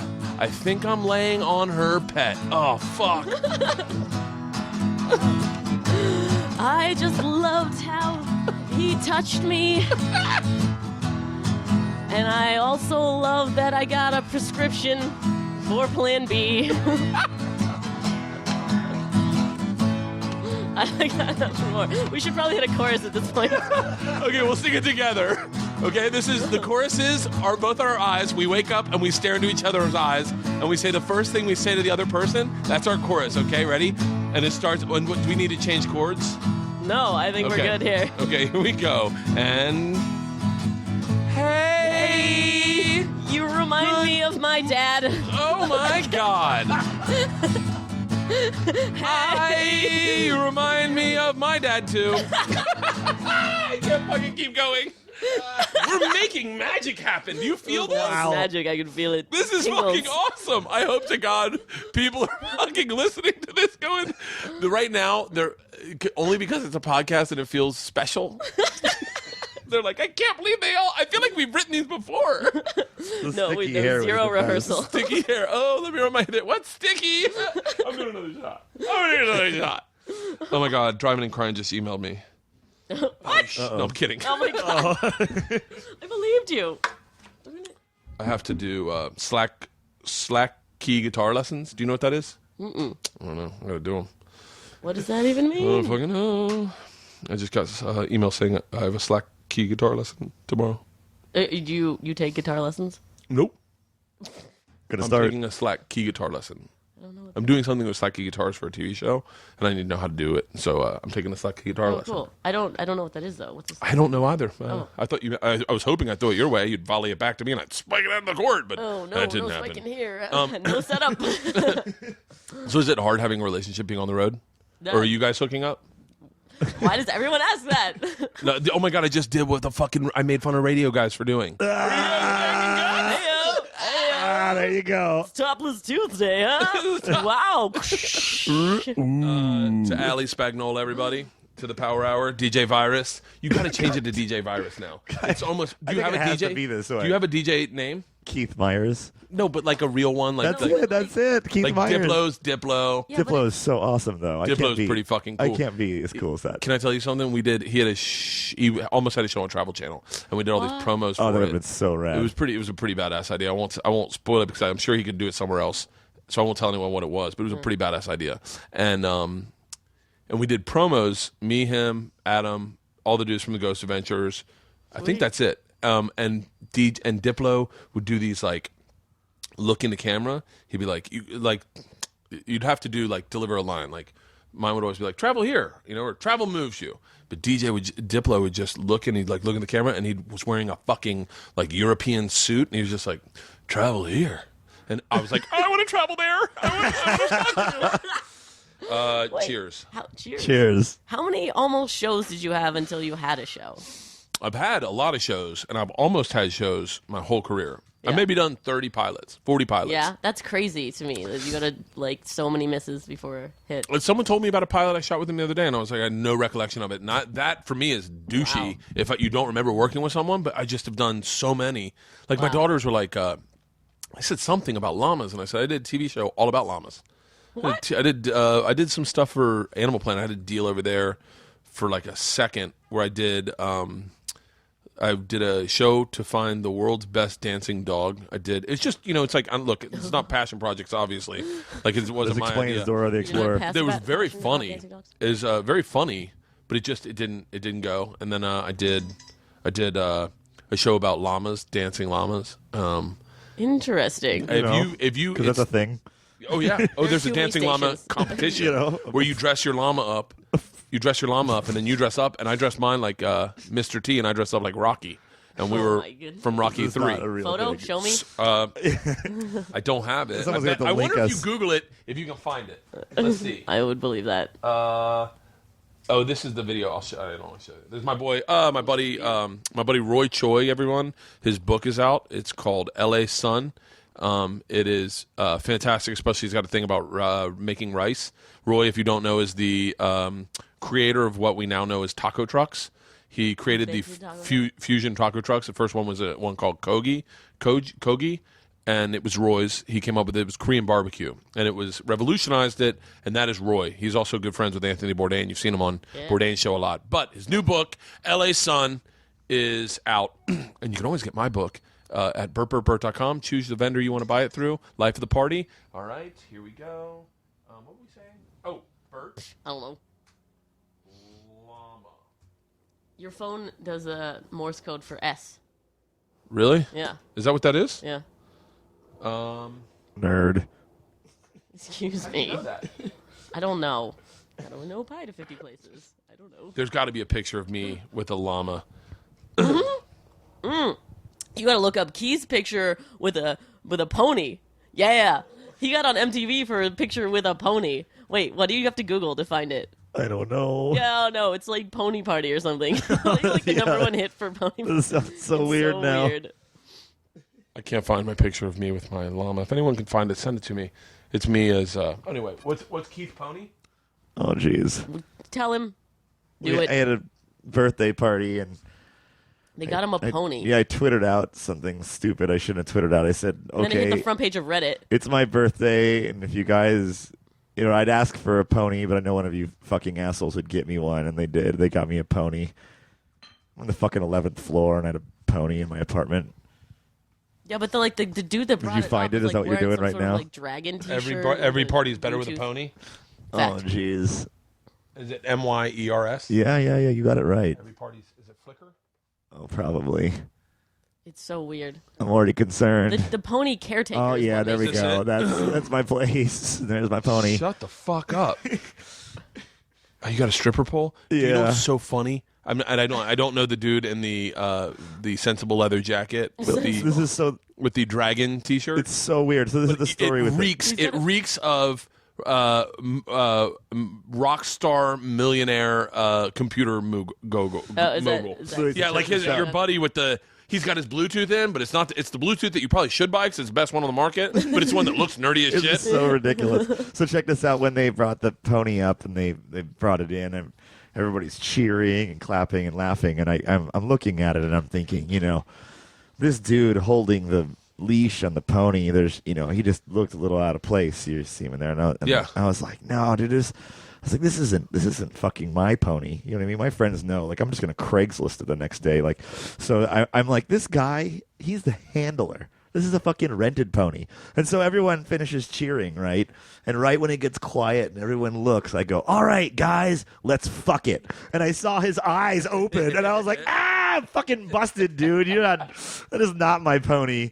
You gave it up right there. You You think his eyes wouldn't open if it was your pony? I don't know. I suppose either way, right? But he looked really concerned for the pony. That's fucking hilarious. We didn't fuck it. Just throwing Have that you out there. seen Colombian donkey fuckers Me on thinks thou Vice? doth protest too much. We didn't fuck it. Serious, swear to God. And if we did, no one came inside it. Hey. Have you seen Colombian donkey fuckers on Vice? What? Is that a thing too? Or Someone Google my director / executive producer of my show, Eric. I probably does not want to be credited for this. Too bad, Eric. You're on it This now. dime of knowledge. He introduced me to Colombian donkey fuckers. He's like, just type in Colombian donkey fuckers, and it's about these dudes in Colombia who fuck donkeys, and it's pretty aggressive. I mean, as the title suggests, it doesn't let down. They definitely fuck donkeys. Oh my God. They show that on TV? They show, well, it's blurred, but you know that know. he's either looking for something in its tail, or he's fucking it with his dick, or he's fucking it. Yeah, Wow. yeah, it's pretty aggressive. So let's Does the see. donkey get a turn too, or do they just only one way? No, what are we, savages? I mean, that's crazy, you know. That's too far. So what did you talk about on Eddie F's podcast that we didn't talk about on this? No. Lots of sex stuff. He kept Yeah. talking about us doing it. Yeah, he kept bringing that up. I mean, that's a love- comedy thing, right? It You is. guys are all raunchy. Yeah, well, we're very dirty. We don't have a filter at all, and Yeah. which is great. It's great because I hang out with the funniest guys. I hang out with the funniest guys and women on the planet. Like this, like moments like this. I would never get to do this if I wasn't a comic. Yeah. And I've been laughing our asses off, and it's a little. It's special. Not regular people don't get this. Like people that drop their kids off for school that I see in the mornings. They don't get this thing in their day. They have job security, and they don't. They're probably going to live Overrated. longer, but. Live longer. Nice. Yeah, but this thing, and it's like I say that I hang out with the funniest human beings on the planet, literally. Interesting people. But what comes as a it's like with this other side of the sword is that you live in a subculture where the massively inappropriate is mundane almost. So like what? Yeah, he casually was like, "What's the dirtiest thing you did?" And then it was like another 15 minutes of like him prodding me about like how nasty I've gotten in my life. It Like, was what pretty the nasty heck? though. Yeah, but that's where our brains work is because look, you can be the guy, even like Brian Regan, who's clean. You know Brian Regan? Amazing. Well, maybe one of the best comics Is he in the clean, too? world. I should check this out. Clean. He's really clean, and he's hilarious. you want it. And you appreciate Gary Goldman, hilarious. You appreciate them because it's comedy you can listen to in the car with your kids in the back with your wife. You still laugh. That's the kids, super sellable too. come on. And so, Colleges. but still, even they have that. Their minds are broken just like mine and Eddie's, and say like a Jim Norton or Rogan or like all of us, Marin. We're all. You're not going to offend them. You're not going to offend me ever. I will never get offended. I won't get offended, but I'll get embarrassed. He definitely I was like, what? Did he show you urethra fingering? No. Well, that's what he showed me last time I was there, my and it was the most disgusting thing I've ever seen. And I literally that I sounds couldn't get horrible. it. Nah, you don't want to see it. You definitely don't want to see it. But so you get embarrassed. How can you tell me how old you are? Do it in your fingers, and I can tell you if I'll say it out loud. Wait, why? Because you're the judge of if people should know how old I am? No, you can be the judge. Oh. No. I'll just say, oh yeah. Oh, that's what I did say, isn't it? I did say, Yeah. show me on your fingers and I'll decide if we'll tell everybody. Yeah, but I was saying, it was a man cow kind of Oh thing. yeah, that was a fucking dick, man. I'm so sorry. Can you say how old you are?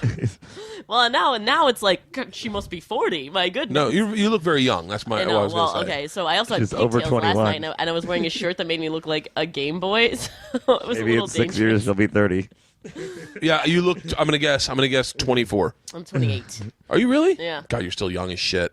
I'm 28's fucking great. I didn't start comedy until I was 26. all right. Yeah, I mean, Takes you're some time very. to get funny. It takes a lot. It takes a solid 10 years before you know. We were talking about that. Like Yeah. that most comics are, up there. And we All the we good went to ones. This, the Irvine Improv, it was like kids were getting dropped off by their parents. It was like 18 and up night. So Yeah. like it's hard for them to connect with a 30-year-old comedic or It is and it isn't. You just got to know your voice. And like, I mean, Louis C.K. could do it in a heartbeat. Yeah. There are older dudes who are not. master, I mean. There are older dudes who are not funny. But like, I promise you right now, if Bill Burr gone up in front of there and Bill Burr thinks 44, he would have fucking murdered that room. Yeah. Because and myself too. And I'm not saying that I would have murdered the room, but I can probably tell you, without a question of the doubt, I would have had a very fun show. But I just know how to talk to that audience. You got to read an audience. You can't just go up and do whatever the fuck you do. I'm not going to go up and talk about my kids in front of those people. I'm going to talk about what I know that I know they'll like. You know, like fucking dick jokes, beer drinking, drugs, Twitter. sex, that works in blowjobs. any Like, you know, age. yeah. Dick jokes are still funny. Me too. Me too. A shit joke is funny as fuck to me. Oh my goodness. Joke. If you That- Judah Imagine Friedlander, being stuck in a moving house with someone, with a group of people for 4 weeks at a time. All it is shit jokes. Because we not at know all. when everybody goes, right? You Yeah. can't go in the RV Poop 30. unless you do, and then we all hate you. I took a shit so big this morning I had to wipe my legs. Wow. It's a big shit right That there. is very big. Yeah, Impressive. I had to fucking climb up off of it. My daughter, What? it was so big it came out sideways. I could talk about shit all day long. It's what makes me laugh. I feel like you could have a poop blog, no? No, I'm not that much. You I post like one a day. call I it like a shit blog? jokes. I like shit jokes. Like Judah Friedlander really fucking was like there was a time, and he's right now. Judah's like, I still can do it, but like, and I don't even know if he's doing it now. But there was a time where he would write a solid fucking 30 minutes about shitting, and I could, and everyone was funnier and funnier. Like I remember, I'll never forget the joke he said was, oh fuck, I'm not gonna do it right. I stepped in dog shit 8 times today. And he's like, and I didn't even leave my house. And I fucking was on I know I didn't do that justice, but I was in the back of the club fucking laughing hysterically. I rolled in it. Like, like, he would never let it go. He just kept it going on.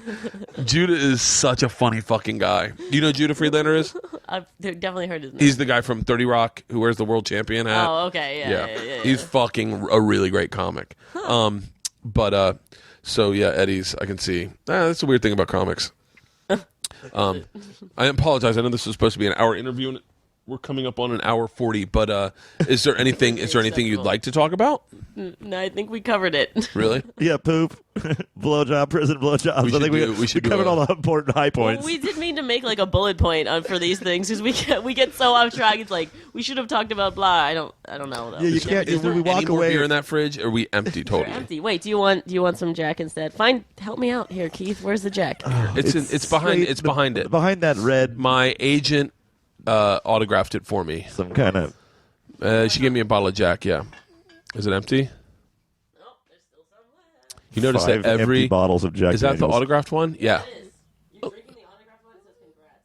Oh yeah. Oh, that was a party we had for my man cave. God, that fucking shot is going to be 2 years old. This place is so killer. It's a pretty badass room.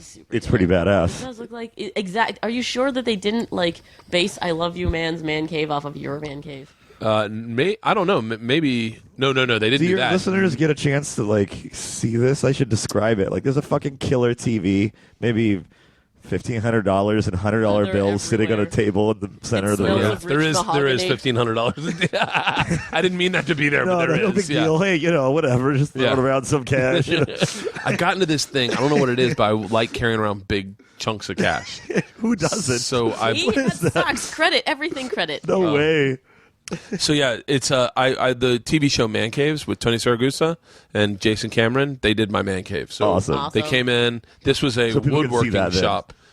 They could, but it's not. It doesn't. It doesn't.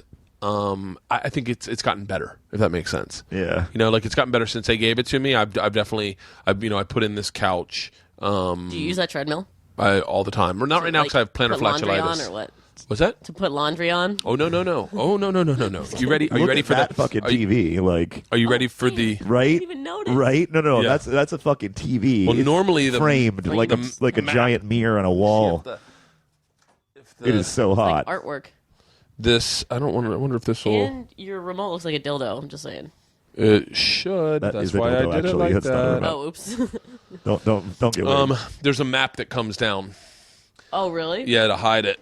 That's Like so it looks pretty baller. badass. Yeah. That is awesome. So baller. What I like to do at the end of the nights is I come out with like a bottle of wine and I'll get up on my treadmill and I'll walk like 7 miles and drink a bottle of wine. I have a song about drunk running. Really? Dude. Yeah.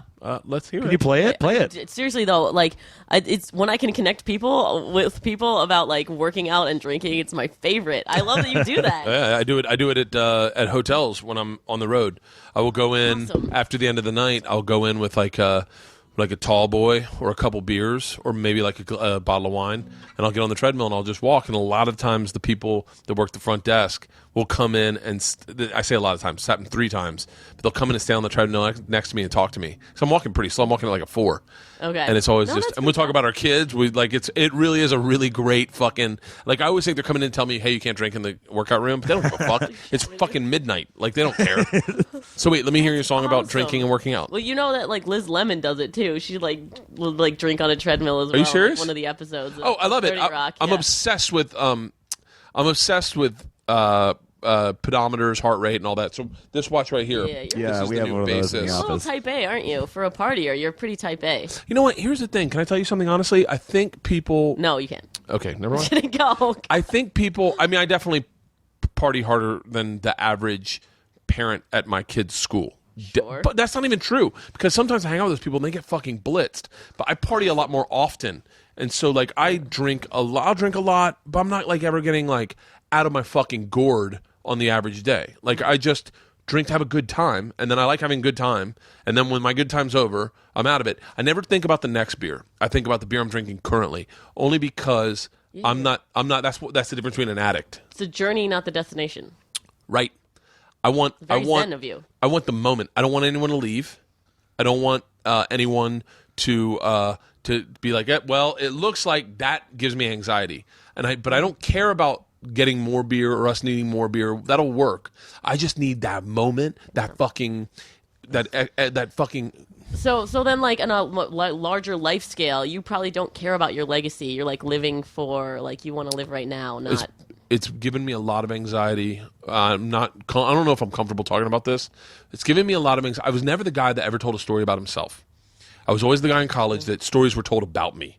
So, like, I'd show up and they'd be like, that's the fucking guy. And I'd be like, what? So I never had, like, a wealth of stories that I'd tell about me. I wasn't that guy. But I would be the guy that you heard the epic stories. And that's how the Rolling Stone article really came to life, is I didn't tell the guy one story about me. I didn't tell him anything about me. Yeah. But everyone that met him said, you got to hear the story about Bert doing this or Bert doing that. Or this is what Bert did 2 weeks ago. Bert, guys, tell you. And then he'd come to me. I'd be like, oh, yeah, that happened. But that was who I was. And I appreciate it. And that's who I genuinely am. Now, here's the part I'm not comfortable talking about. The way this business is set up is that unless you're promoting yourself, no one else is. No, yeah. So it's like You have to get comfortable with, like, talking yourself up. you've got to be very comfortable. It's like in college, I got the Rolling Stone article because, and I'm saying this in the third person, I'm just saying it honestly, is because I had earned the right to be the legend that Rolling Stone wanted to write about. I had earned that, and I had just been that. And had that never happened, I'd be selling fucking carpets in West Georgia, and I'd be comfortable with that. And that's who I'd be. I wouldn't know this life that I have now. But what happens then is you get into stand-up, and you go into the comedy clubs, and no one knows anything about you. Unless, I remember Bill Burr pulling me aside, my very, like, fucking first week after development, Bill Burr said to me, he goes, let me tell you 2 things. Number 1, fucking don't tell a fucking soul, another comic, about your deal, how much money you made. Don't tell them a fucking thing. He goes, number 2, tell all the fucking clubs. You tell Esty, you tell Gina, you tell Louis Schaefer, you tell them all you have a deal because they don't fucking know. And if they know, you're more important to them. And I was like, wow, that's interesting.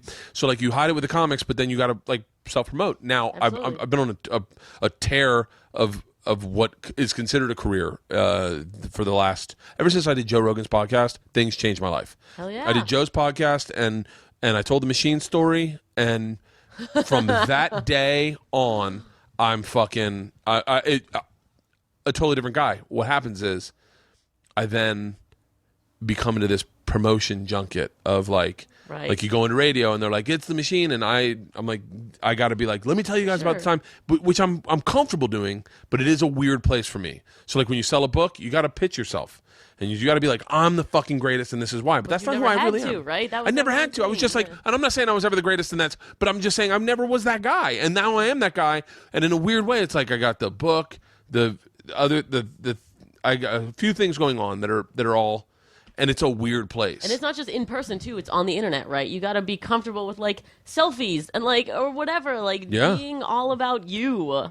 I'm doing a show with Doug Benson, Pete Holmes, Natasha Leggero, so awesome. Rory Scovel, and Moshe Kasher for New Year's Eve. I'm so excited to fucking pimp that show. Wait, I'm coming to it. In San Francisco. Okay, We're there. And maybe I'll talk to Doug. You want to do a set? Fucking Yeah. But we're literally, it's a great show. So I'm so excited to promote it because I'm not promoting me. I'm promoting fucking like 4 or 5 other comics that I fucking love that I'm excited to work with. I feel that way, yeah. And so I think that's why I want to get on a tour with people because I want to be around that shit. I'm passionate about the whole aspect of it. It's really weird when you're like, come see me perform. Because I do believe if you see me perform, you're going to see a great fucking show. Yeah. I will be a blast to watch, but I'm not comfortable saying that. Absolutely. Like, I get promoting it. wise. Totally get it. Because why do you think I started the Power Hour thing? Because it was like, come see my show. Now it's like, come to a party, come to a Power Hour. That made it easier for me because then it was like completely focused on the party, not my It takes the onus off of you. Yeah, exactly. Hey, you're not saying I'm the greatest artist in the world. You're saying I'm gonna show you a good time. Yeah, exactly. Come play with me. Come have a fucking blast with me. Yeah. That's what I feel like my shows should be. Is like, come have a fucking blast with me. I'm gonna make you laugh. We're gonna drink. I'll tell you some secrets that I probably shouldn't tell on stage about my wife, and I'll get vulnerable. We'll have a good time. We're gonna end on a big. I'll fucking rip my shirt off when I go on stage. I come out to a song, whatever. Like Kesha was my song for. Stop it. Of course. Stop Kesha it right now. Dayan That's was like, awesome. Oh.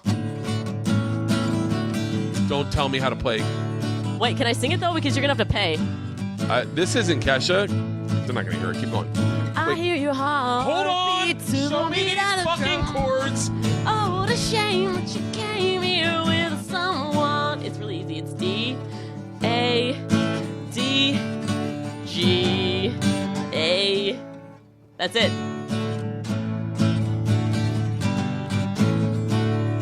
Oh my God! Don't even get me fucking started. Oh, ladies and gentlemen, we have a new.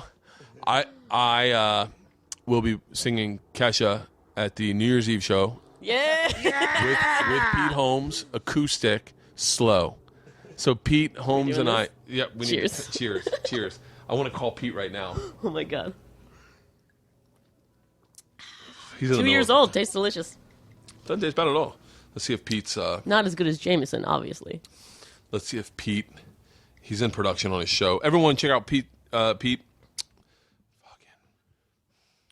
What are your numbers like? The people how many people are listening right now that I need to get nervous about? Not a lot. Yeah, I knew it. That's the sound of me crapping my pants. Everyone. Don't no more than Eddie's, but Oh, yeah, that's Okay. what I'm talking about. Pete, please leave a message. all right, we're gonna leave a Man on message for the Pete. skateboard just rode by. Pete, it's Bert. New Year's Eve. I just learned how to play Kesha, Die Young acoustic. It's fucking on. That was so rad. Yeah, Pete's fucking great. He sounds awesome. What's? Oh, shut up. Maybe I need some rehab, or maybe just need some sleep. I got a sick obsession. I'm seeing it in my dreams. I'm looking down every Kesha. I'm making those desperate calls. I'm waiting up all night, hoping, hitting my head against the wall. What you got, boy, is hard to find. I think about it all that time. This one's a little tougher. I can teach you this one though.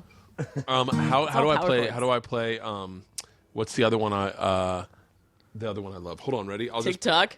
I'm No, pretty sure no, TikTok no, is no. a note. TikTok. Tick tock on the clock. Maybe turn the No, music. that Kesha Hard one. is not. It's not my jam, really. Really? If you can teach me how to play Roar, my kids will fucking lose their mind. Oh my god, it's only 2 chords. Shut. Hold on 1 second. This is the one I want to learn how to play. That's, by the way, is such a fucking.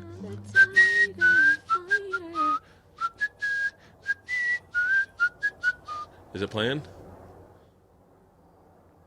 Is that Avicii? What was that? It's on my. Oh, it's so good, yeah. I'm impressed by your, like, teeth whistling. All Boys Catholic High School. Oh, they teach you that? No, it's like the number one. It's the number one thing you'd learn how to do is whistle without your lips, so that you could whistle. So we just sit in class and go like this. And then the teacher couldn't see you and he'd be like, all right, who's whistling? And then everyone would start whistling. And then everyone would be like, all right, I can see you, Mr. Nichols. And then he'd stop. So the goal was to be the person whistling. And then him, when he found you, go, it's not me. And someone else would start whistling. Wow. Mr. Nichols, stop whistling. And he'd be like, I'm not. And then I just... Same note. Catholic boys' school, by the way, was the funnest fucking thing I've ever done. I'm sending my girls to all girls Catholic high school. What? Yeah, I want them to have it. The hardest I've ever, like, I have a list of hardest I've ever laughed. They're all my favorite things. Because I can go back and I can remember and I can start laughing as I tell it to you. This one I will not laugh, but I will tell you. It's a little bit of a hacky joke, but I'll never forget. All boys Catholic high school, Mr. Mercandante, Boomer Nichols, who you guys may know, works with me in Tempe when I go there, went to my all boys Catholic high school. He was a fucking nightmare. Like, he literally got kicked out. But Ty Rodriguez, who now I think owns some restaurants down in Tampa, and may not be happy with me telling this story, sat right behind me. And Mr. Mercandante was teaching a part of the Bible. And he said when Jesus was nailed on the cross, he pulled up Peter or one of the people, or he talked to one of the thieves nailed next to him, and he said something to him. He brought Peter up, and he said, Peter, come to me, Peter. And Peter came to him, and he said to Peter, one sentence. Does anyone know what that sentence was? And it's silent. And I'm like, I'm not even listening. And then he goes, Mr. Kreischer. And I was like, what? And he goes, what did Jesus say to Peter when he was nailed on the cross? And I'm like, and Ty Rodriguez leaned up behind my head and whispered in my ear, I can see your house from here. And I laughed so fucking hard because it was like the perfect time. And then he's like, it's not funny. Jesus is nailed to the cross and you're laughing, Mr. Kreischer. Mr. Kreischer, stand up, Mr. Kreischer. And I could not stop laughing because you're not supposed to laugh. But all I could see was Jesus. I don't know why I saw Peter on like a ladder, but he was like, I can see your house from here. Oh my God. I fucking laughed so fucking hard. How do you play that? It's got to be easy to play. Wait, how do you think you play that? Oh, it's got a capo on it. It's got to have it right. Good God, you're good. So it's in D, if that helps. So.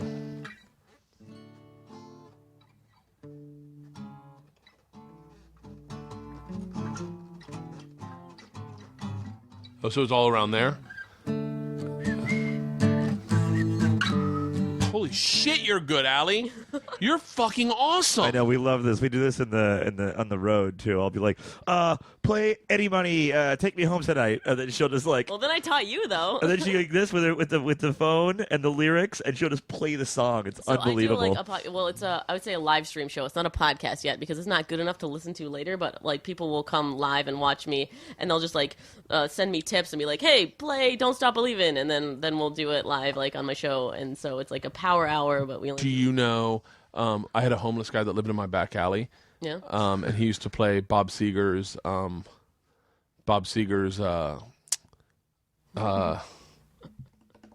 Homeless guy, and he played the same song. He played the same song over and over again. It's the only song he knew, but he was fucking good. It's online. Wait, I'll pull it up online and you can hear it. Yeah. Oh yeah, I tape recorded him in my back. I'm sitting in the man cave, right? Let's see, Bert. Oh, I know what it's called. Fuck, Bert. Night moves. So tell me if this doesn't sound fucking awesome, okay? I'm back here in the man cave. I'm having some wine, and I hear this in my alley. My alley's right there, and so this is me listening. I wish I had like a real producer, and then he had everything wired in. And you just pull it up. Yeah, and I just pulled it up as opposed to holding my phone. Like Colbert when he's like, Jimmy, give me the blah. Yeah, exactly. Exactly. This podcast, by the way, one of my favorite podcasts I've ever done. Yeah? Yeah, and I'm telling you. It's, awesome. This is I'm super flattered. A lot. This is, as I'm telling you when I say this, as much fun. And everyone knows I love you guys. But like one of the ones I didn't expect to be good, that's when I know that's when it's a good one. Like I did one with Bill Burr, and I didn't expect it to be good because Bill and I were talking about other stuff, and then I was like, we should just podcast. We were hanging out in here, and he was like, okay, and we did it, and it was like kind of weird because we'd already been hanging out for like an hour, and then we just started podcasting, but it was fucking amazing because he was caught off guard, and he just ended up telling in the middle of the story, and it was like fucking awesome. It was great. And this one, I was like nervous. I was like, well, shit, I don't know what Eddie talked to her about last night. I'm gonna hash a bunch of shit, but us playing the guitar might be my favorite thing I've ever done, and I will be posting that. I'm going to post this podcast before my sister's podcast. I'm posting this one tonight, and I'm going to see if we get better numbers than Eddie. That's all I care about. And so, guys, unsubscribe to Eddie If's Talking Shit podcast. By the way, Eddie's coming into my podcast really soon. I don't know when, but no. And I'm going to post us playing guitar. I got to take like a picture that I can use of us. Yeah.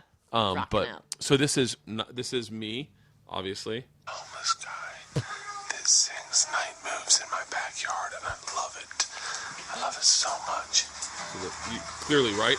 Definitely my backyard. Yeah. Tell me if it doesn't sound awesome.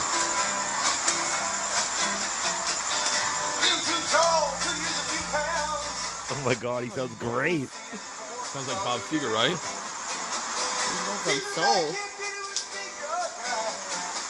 It's a struggle. Wow, yeah, that voice has been around. Oh, we should do a video where you're in my backyard tonight.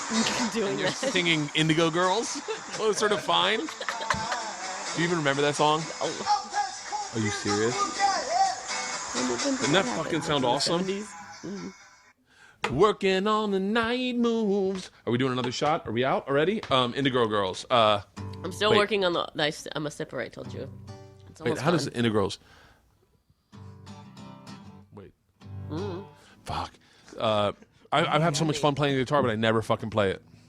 Come on. We should write another song. No. Let's do one more shot and write another song. I think I'm tapped out, man. All my talent is.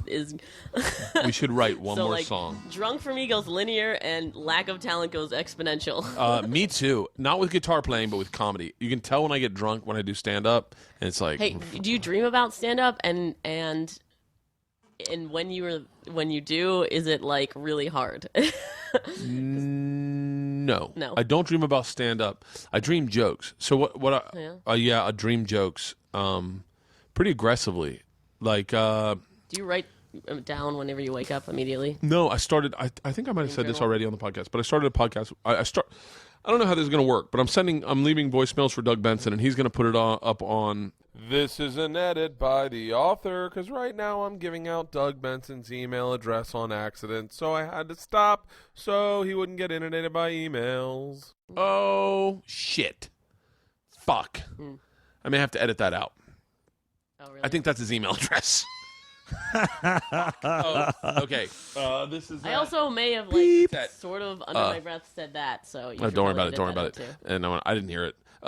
It's at 1:57. All right, I edited that out because I just gave out Doug Benson's email address. Oops. Sorry, everybody. But yes, Doug and I are going to do something where I leave messages because I had a really good dream the other night. Not really good. I'll just tell you the dream. I had a dream that that I was on stage and I was standing like this, like if you can describe this. Hot. Sexy. Yeah, sexy. He's got a hand on a hip, one top leg, and Yep. a little sass. Right, a little sass. And I look over and I look at all the dudes, and there's a curtain. I'm looking at a curtain, and I see all the dudes standing next to me, and they're all dressed in Ku Klux Klan outfits. And I'm like, oh shit, this can't be good. In my head, because all I'm thinking about, really honestly, is like, the fuck is this? What am I doing with these guys? And I look over, and as I'm looking at them, I see, as often you will on stage, you see a reflection in like a picture that all you can see is a reflection, or like on a mirror.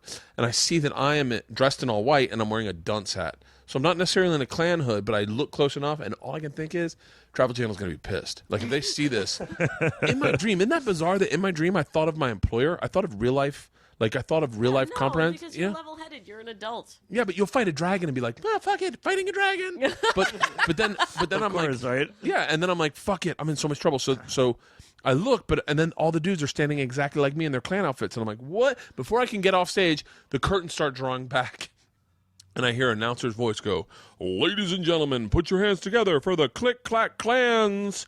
And we start tap dancing aggressively and beautifully, like, put-a-dap. And I'm like, and I'm doing it too. And I can't tap dance, but I'm like, fuck it. I can't deny the dance. I'm doing it. Like, And I woke up, and the first thing I did, my crew will tell you this. This is I don't know when I had the dream. I had the dream when we were in New Mexico. And the first thing I did is sent a text to myself to tell my camera guy Kendall, because he doesn't even he believes my dreams, but he's like, there's no way a fucking dreams like that. So I fancy myself a dream interpreter. When did you have this dream? Was it a while New Mexico? Ago? It was a while ago. Yeah, it was a while ago. So how, because we got to go back to how you were feeling at the time. But I can tell you. I did a little bit of a dream analysis. Oh, did you? Yeah, I did a little bit during that time, and I know kind of why I had it, and I know where it comes from. Okay. I can figure it out. I can figure out my dreams pretty quick. Yeah? I've had some really fucking insane dreams. I was taking Alpha Brain. Joe Rogan has a product called Alpha Brain. I've talked about it on Joe's podcast, but it causes Alpha waves? No, it causes not active dreaming, lucid dreaming. And I had this is crazy. Oh, it's fucking great. I love it. And when I was taking Alpha Brain, my wife won't allow me to take it anymore. My crew won't allow me to take it anymore because I'm very sensitive. I'm very sensitive to anything. I'm very sensitive to a lot, like any medicine. So when I took it, I was on cloud 9 for the fucking day. I was humming.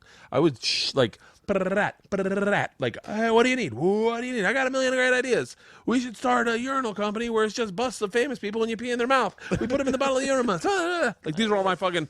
And my wife was like, you're done. You're never taking it again. That night I had a dream that I was on the road. I was actually not on the road. I was in L.A. I was at a photo shoot right off Melrose. And in the middle of the dream, I'm in the photo shoot, and I don't want to be there. I want to be with my kids. And I realize, oh, fuck, I don't have to be here. This is a dream. I was like, this isn't a real photo shoot. And I walked out the front door, stood on Melrose, and I was like, I need to get a cab. This is before I knew what Uber was, or I would have Ubered. I need to get a cab. And I was like, I don't need a cab. I can fucking fly home. And I just fucking and took off flying. But because it's a dream and it's a real dream, I got lost in the hills and I couldn't find the streets that I was following. Like I took Crescent Heights up, and then I got lost trying to go over Laurel Canyon. I was like, motherfucker. And then I'm like, of course it's a dream. I'm lost in the hills and I'm at Ralphie May's house. The fuck am I doing at Ralphie's house? Is Ralphie even home? Coward, what are you doing in here? And it was like a clusterfuck of a dream, because it is still a dream. So, but yeah, lucid dreaming, I'm fucking totally into it. Wow, crazy. Well, like they say that like writing down your dreams too will get you to that state. Really? Easier and faster. Yeah. I heard a lot of things like that. Do we have more in that? Let's do one more shot. We should sing a goodbye song. I mean, it's 2 hours. 2 hours. I think that's a solid. How long was Eddie's podcast? I don't know. We went along on him too. I don't know. And he wanted him back. Oh my goodness, they loved Keith. Really? They just went off about like Keith's past and like knowing a mini Mr. T. He's going back on Eddie's. Little podcast. T is awesome. Eddie is. I break Eddie's balls nonstop. But that's He broke my balls. Well, that's the problem with like I said with comics, is we do have that locker room mentality. Yeah. And if we consider you one of us, we go, hey, you better get it. Yep. Because if you don't, it's going to be like a clusterfuck. And that's the one great thing about like the crew I shoot with on Travel Channel, is they get that I'm a comic first. Yeah. So that when we get in the van, it's like we actually made a pact to send naked pictures of each other to each other. So like I take a naked picture and then send it to both my cameraman, my sound guy, my executive producer, my producer, and then they do all the same back to me. They'd send it to everyone like a mass email, so that we had something on each other, so that we'd never tell on each other. Yeah. The Dolphins locker room should have thought of that. That's evening the playing field. Wow. Can I tell you? I'm going to share this with you. I'm not with you because I don't think you'll appreciate it this way. Not at all. But I am obsessed with this. I think this is the greatest fucking idea. Give me 2 seconds. He's taking his pants off now for the listeners. I got these books. Oh yeah, of course. Are you kidding me? Absolutely. These are fucking amazing. That's the pussies one? Yeah, this is Yeah, Tasha. I like the big butts one. So I got that one too. Yeah, I got that's a breasts, good big one. butts. What are I almost they got have? dicks. Is it Have you Urban seen Outfitters? dicks? Oh no. Dicks is better than I should have gotten dicks. But here, this is what I want. Your wife is okay with this? She saw it today. My wife's a really regular person. I think you saw her. She's a very regular person, and she saw these. She goes, what the fuck is Big Pussy Book? What is this? And I was like, It's so awesome. it's what it is. It's just a picture of like old school 1930s pictures of women naked. So it's like there is an art thing to it, but can I There's tell an you, art thing to it. you're going to love this. I'm obsessed with this premise as a book. Just the face. It's just the face and the veg. It's like a Georgia O'Keeffe, but minus the flower part. What? Oh no, this was artwork before you guys turned it dirty. We studied this I went to art school, and this was like a thing. Really? Yeah, this was not supposed to be sexual. It's beautiful. The idea of that's what she looks like that. And I wonder if there's a representation of that face versus that, I guess, portrait. Like a connection between like hand size and dick length kind of Well, thing? no, the Dick Book. Look, they're obviously not a sponsor of the podcast. I think it's Dick book too? there's the little book of dicks of peanut. Maybe I think it's dicks, but it's fuck. I tell you what, I was more interested in that than I was any of these. But I'm straight, so I had to buy these. Fine. But the dick one, Society. it's like you look at dudes with really big dicks, and I was amazed. I was literally amazed. No, it's pretty crazy. Do not forget to remind me to take Doug's email address out of here. It's fine. Ugh. What was it? Say it again, so then we just Fuck. sure. Say it right now. I hate editing a podcast. We should do a goodbye song, correct? I mean, I guess. How do we? Well, we need to Do think of a drunk theme. running. That's a Let me hear drunk running real quick. yeah. Okay. And then me and you will write a goodbye song to the podcast. Drunk running, ooh, drunk running. You hardly realize you're doing it. Drunk running, ooh, drunk running. What a painless way to get fed. Drunk running, ooh, drunk running. Nothing about it is illegal. Drunk running, ooh, drunk running. Just try your best not to fall.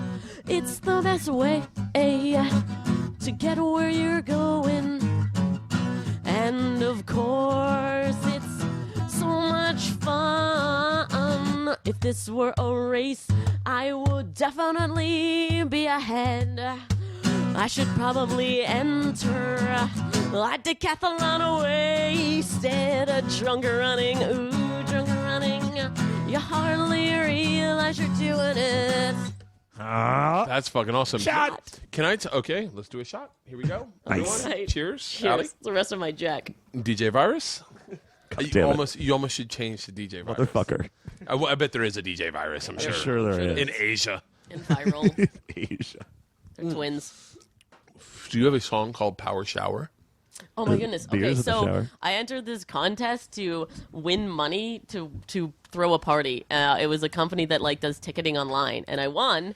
And I have like a big chunk of cash to throw a party that I haven't done yet, and I want it to be a shower power hour. And so we'll all like wear like water wings and like blow up inflatables and like bathing suits and go someplace like a YMCA and like where there's a ton of showers and do a power hour in there and like slide around and like get nutso. Really? Shower This power sounds hour. hot. I like it. I like ideas of different ways to promote shows. Like I brought up Doug Benson way too much on this podcast, mostly because I gave out his email. But the Doug does this 420 shows, which are genius. It's genius, and they sell Likes out pot a lot. every fucking time. So my idea is calling sick to work shows.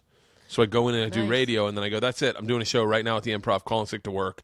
I'll meet you there. It's going to start at 10 in the morning, and we're going to drink until noon. Then we're all going to go out to eat lunch, and then we're going to fucking go take naps. Oh, that's awesome. Yeah, but That is I like that awesome. I power. love day drinking. Oh my goodness. Day drinking is better than. And I do fucking have night there's a drinking. song called Shots in the Shower where we talk about drinking before you go out. That's what I was looking for. Yeah. Let me think about other times I like drinking. I like drinking at the malls. Ooh, Yeah. okay. Okay. At the- I'll tell you all At the my Beverly Center, that bar in the middle. yeah, Oh my god, right? and hanging out with the rappers that all just bought a ton of shit. If you go to the Beverly Center, that's where every rapper that just got a deal out in LA goes Yes. shopping. And go it's there. fucking awesome. I saw Ludacris there with his posse. Rad. Awesome. Ludacris is like 5'3". Oh, I know, Aw. right? He's shorter than me. It's crazy. They're all tiny. Little boys. It's whatever they want to compensate, Of course. for being not so tough. Yeah. So they write Sure, songs they have about being motorcycles tough. or whatever. Is that me? Yeah. it's S. Is that what the beginning of the SOS sounds like? Yeah. Da da da da da da da. Well, so the SOS is like a brand, and like they have a theme song, and it's also never mind, forget it. Tell me. Okay, so the song I played you, "Robots for Everyone," it also has a breakdown, and like I spell out the word robots with the rhythm in Morse code Oh my god! in the song. Yeah, it's super douchey. This I whole told pretty time- darky. This whole time, I just thought you were a hot chick. You are a nerd. I'm a giant nerd. I You're a told you I real- went to CMU. Like, oh my god. Yeah. Oh my god. He's worse than me, though. Can you wait? That should be a ringtone. So I spell out the word robot No. in SOS. Right? Do I sound like that? I probably do. No. At one of the shows, we had a pie off where her and another that's fan true. recited pie as far as they could. I'll do mine. I'm really good at this. Pie. Oh, really? I Oh. was really good when I was Ooh, pressure's Really? on. a kid. 3.14. 1, That's where I end. 5, 9, 2. Oh, really? I don't know pie. I don't know pie. I only got 50 places. Actually, the guy beat me on stage. Yeah, well, yeah. So wait. So you really like? Did you do really well in school? No, I'm whatever. I had a Wait, good time. What happened with the lawsuit? I won. Yeah. Really? Ha! That's why I'm on tour, because I was like, I just won. Power Hour is free for everyone, and so then I did a crowdfunding thing. I was like, awesome, let's party together. And so they threw money at me, and now we can come across the country That's fucking playing awesome. Power Hour shows. Did you have to go to court? Yeah, Like, yeah, physically? yeah, for 3 years. Yeah, and I had to go, and like a stenographer's writing down every word you say. A podcast might be a lot of pressure. Imagine someone in court writing down everything you say, like, I killed a man.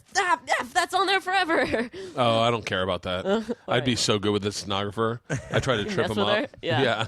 Confuse him with I words. suck cock. Crap, boobs, You're crap. writing you suck cock. You're writing you suck cock. in You suck short. cock. Yeah. So you won. Did it cost you a lot of money? It cost me $30,000. $30,000. What a waste! Oh my goodness, Was what am he I just- doing with my No, life? no. It's no, not a awesome. waste. We I mean, needed that.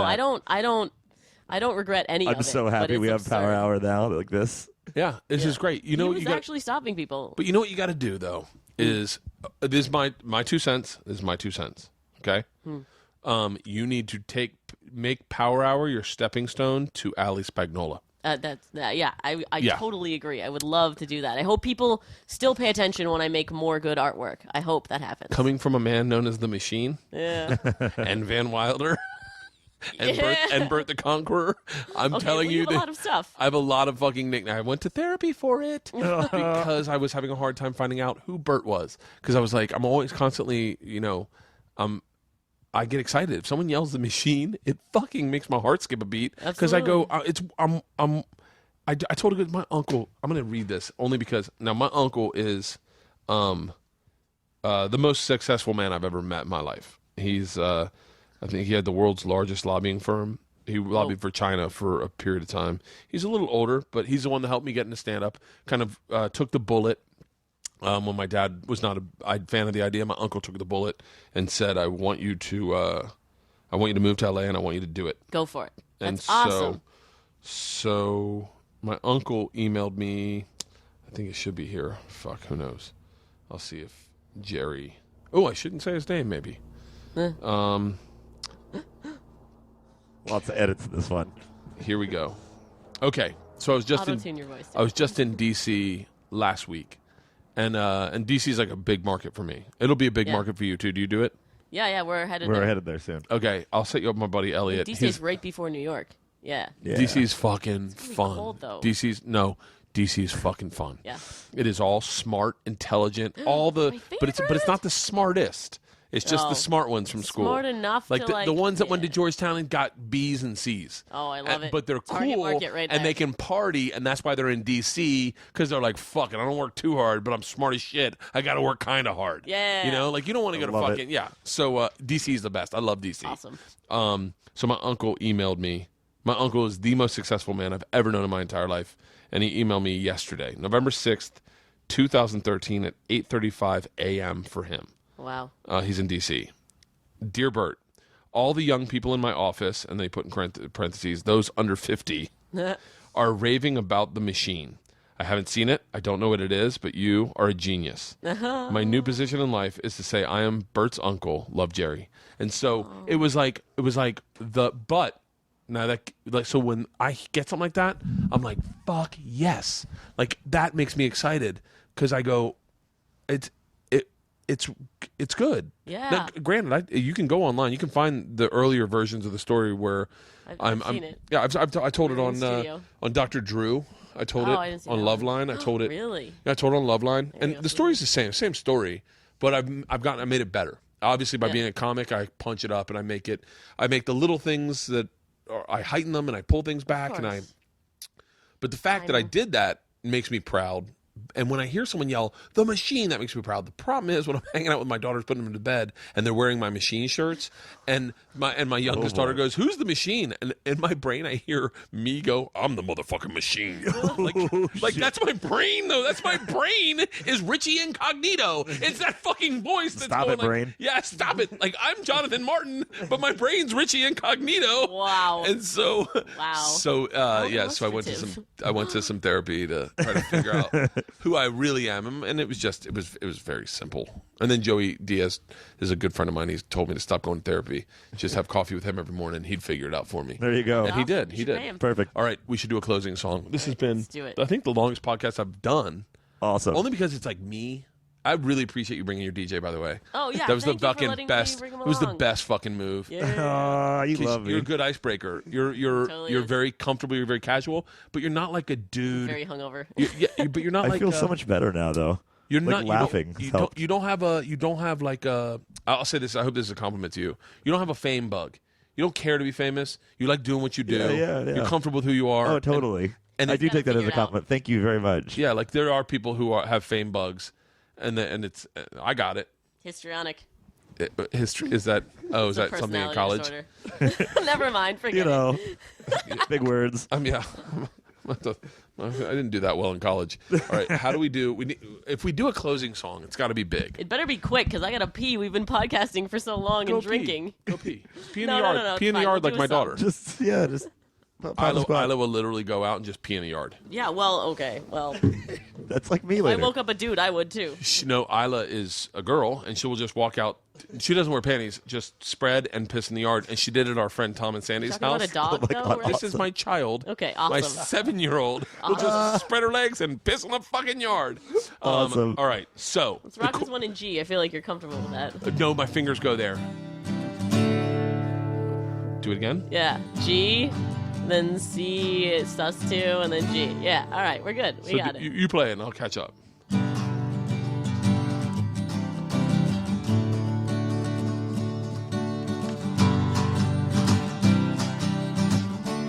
Yeah. And now, what's the theme of this song? I don't know. Goodbye. Congratulations. The end. Oh, let's sing our eulogies. Oh, that we're dying. That's Yeah, dark. Let's do a eulogy. Okay. You want to recap the podcast? Yeah, I run don't through the whole remember thing what real happened. fast. Yeah, we are. Guys, we got pretty drunk for noon. For For dude. noon, I guess. For noon. Let's say the things we like about each other. Fine. Okay. Yeah. Okay. Yes. Do you want me to Penis book. start? And now you got to do a 1 2. 1, 2, 3, go. No. Not a 1 2. Too late now. It started. You can't go back now. You got to sing a lyric also, sing a verse. So we'll go in counterclockwise. Start with me because I'm only comfortable carrying the ball. Okay. Wait, does it have to rhyme? You know what? We'll Lou Reed it if you want. I'm gonna probably rhyme mine. We should make it like a spoken word kind of thing. Okay. Like, Captain Bert, Kirk. I love your lack of filter. I'm gonna rhyme it so bad. I'm trying to think what rhymes with filter. That's a tough one. You're a milfer. No. Yeah, good one. If I had a kid, maybe. All right. Allie, you're pretty cool to be around. That's very true. Feel like we could order a pizza, watch Fletch, and maybe finger fuck. If I was 20 years younger. I've only seen the first 10 minutes of Fletch like 70 times. I'm like that with the Millers. Awesome. DJ Virus. I don't think Allie's going to go all the way. And after that penis book comment, I think you might be gay. Wait, are we rhyming this? He's rhyming now. I don't know. That's a tough one. I'm off this so bad, by the way. No, you're Clear. awesome. I feel like I'm in fucking Van Halen in the late 80s. Yeah, right? A little too much coke. You're a good dancer, though. Okay. Wait, is she still a virgin? What do you think? I'm going to say yes. Are you still a virgin? I think that'll be my thing. That'll be my. No, Hot. that was Britney Spears' thing, though. Yeah, then she did a bunch of cocaine and shaved her head. Wait, I know. I was gonna do that. We're still working on it. wait, are you still a virgin for real? Are we really discussing this? Oh well, I don't know. I love it. I love it. Let's let it hang out Hey, there for a little bit. Allie, are you still a virgin? If my mom's listening, then yes. Wait, by the way, your cord is falling apart because you're getting nervous, I think. No. Okay, here we maybe. go, here we go, here we go, here we go. We got it. G. G, C, D. There we go. We'll start it over. Allie, are you still a virgin?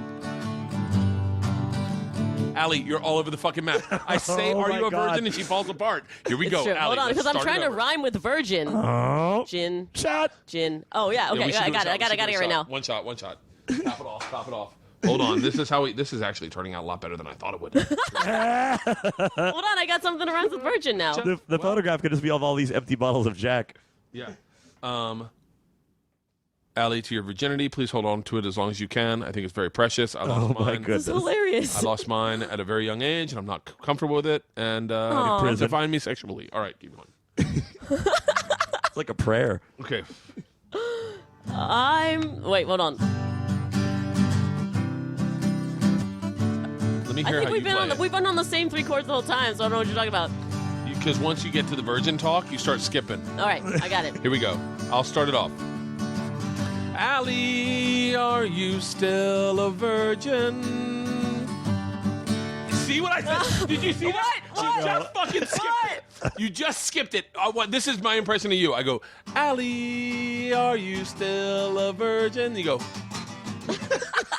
I gotta pee. That's the other thing I do with this thing. All right, here we go. Ready? Ready? What? No one wants to hear it again. We're No. gonna another. Okay, We're go. just going to keep doing it until you get it right. Here we go. That's how it's played. And it's like this. Here we go. Allie, so we're on the- are you...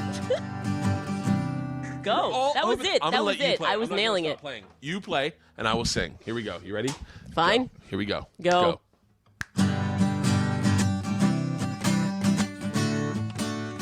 Perfect. Allie, are... You did that on purpose! No, I blew it. I got really uncomfortable. Okay, look, this is how we'll do it. You sing it back to me. My face hurts from laughing. Okay. I'll just play. Because it's killing me. He set it up. He did. Set it up. That's what she said. Okay. Okay, fine, you ready? play. I'll play, All right. and you sing back to me. Him. Are you gonna do your line again or no? We're doing Okay. it until you get it right. Allie, are you still a virgin?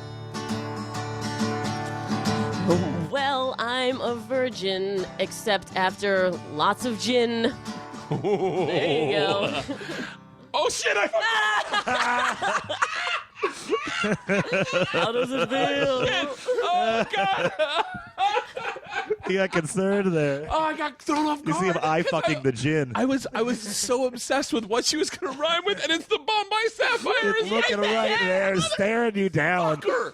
Oh shit! God damn, this was so much more fun than I ever thought it was going to be. I'm glad you. I was so Ditto. fucking fun. Hell yeah. Be honest, who's better, me or Eddie? I don't. Wait, shh, shh, shh, shh. Are we talking We're about gonna now call or him? in bed? Because like that's a different story. Let's call Eddie Ift. Oh no. We'll just have him on speaker, and we'll pretend I ass dialed him. Okay, perfect. Okay. We accidentally called him. Oh shit! All I got is Jim Jeffries' number. All right, so Fine. I have his number. so okay, how do we wrap this up? Do you really? Oh wait, he's got his number. I have his. I'm joking. I'm joking. Fine. Fine. We need to take a picture. I'm going to let you pee. We're Thanks. going to wrap this up. I want to thank you so much. What do you have to plug? Tour dates. Oh yeah, I'm playing all up the west or east coast. Oh, Sorry, I don't have it. Do you have the together. cities? It's fine. Look it up online. take a second, take a second. PowerHourAlbum.com. And Power that's, Album. That's where you'll find where I'm playing all along the East Coast. And it'll be fun. This is the kind of show you bring your friends for. How much do you charge for tickets? Do you know? I don't know, like $5 to $5. It's about it, and or zero. Sometimes it's zero, and Yeah. you just buy your own drinks. Yeah, you $5 tickets? Yeah. grab a shot glass and thank buy God. yourself a couple of tall boys and get Still weird. recording? Yeah. Yeah, we're still recording. Thank God. Still recording. I think that's a great. Look, here's the deal. If you're listening and she's in your city, what's your website? PowerHour.com. PowerHourAlbum.com. PowerHourAlbum.com. Her name's Ali Spagnola. Is DJ Virus. Damn it. We got to SEO that now. You should People are fucking. going to be Googling for that. You better. And Yeah, you're not you gonna better come up. fucking own that shit. I know you can do that. He can. He's All a right. nerd. But I think it'll be a fun fucking show. Are you doing any cities? I'll let you go to the bathroom and let's take a look at our calendars No, and I see if know we got you any do it cities close that I'll be in. Okay, well, I'm doing Florida, Orlando, no, Charlotte, Baltimore, Oh, Philly, fuck, Boston, guys. Washington, D.C., New I York, just completely forgot to pick up my kid. Ruh-roh. Just kidding. Gotcha. Oh, I was like, Gotcha. He I'm does it gonna have to on Uber stage there all the now. time. Keith will be like, "Oh no, wait, you have to look at that." Like he'll pull out his laptop and be, "Oh God, oh God," and then I'll come over and it's like a picture of a GIF of a cat driving a car. It's a GIF, but A GIF. The guy GIF. that invented GIF said it's I don't GIF. care. I don't care what he says. So wait, what are your tour dates coming up? I'm playing in Florida. Are you playing in Orlando at all? I am, but That's the in 15th? 2014. Oh, okay. Charlotte on the 16th, Baltimore on the 18th, Okay. Philly on the 19th, None of those. Boston on the 20th, Nope. Washington, D.C. on the 21st, Nope. New York on the 22nd. We got to do a show together. Yeah, we have to. let's do it. I had a lot of fun. Yeah, Do totally. 1-minute jokes, and then we'll drink in between. And we'll do improv songs. Yeah. I'm gonna make you do the power hour though. We gotta just get weird. Yeah, it was. I had a really fucking good time with you guys. I really did. Yeah, This was a absolutely. This was blast. awesome. This is the reason to have a podcast is to get to meet guys like you guys and laugh as hard as we did today. And hopefully I'll have sex for the first time. Yeah. And it won't be in prison. Ali, are you still? This is what I'd like is ultimately I would like everyone to hear this and then go to their shows and play Ali, sing your Virgin song, Oh my God, yeah. And then- it was a and then- It's not prison. going to be known as the Virgin song. and then Ali Nuts is starts better. playing the G, C, D, G, And then screw it up. but no, this is how it goes. And Ali goes, "You guys know the lyrics. Everyone sing along. First lyric, and then you go."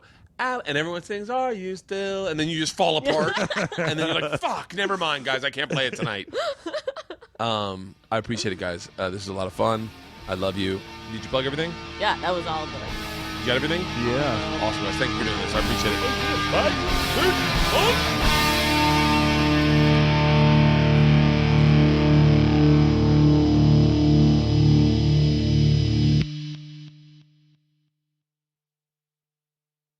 This episode was brought to you by The Machine.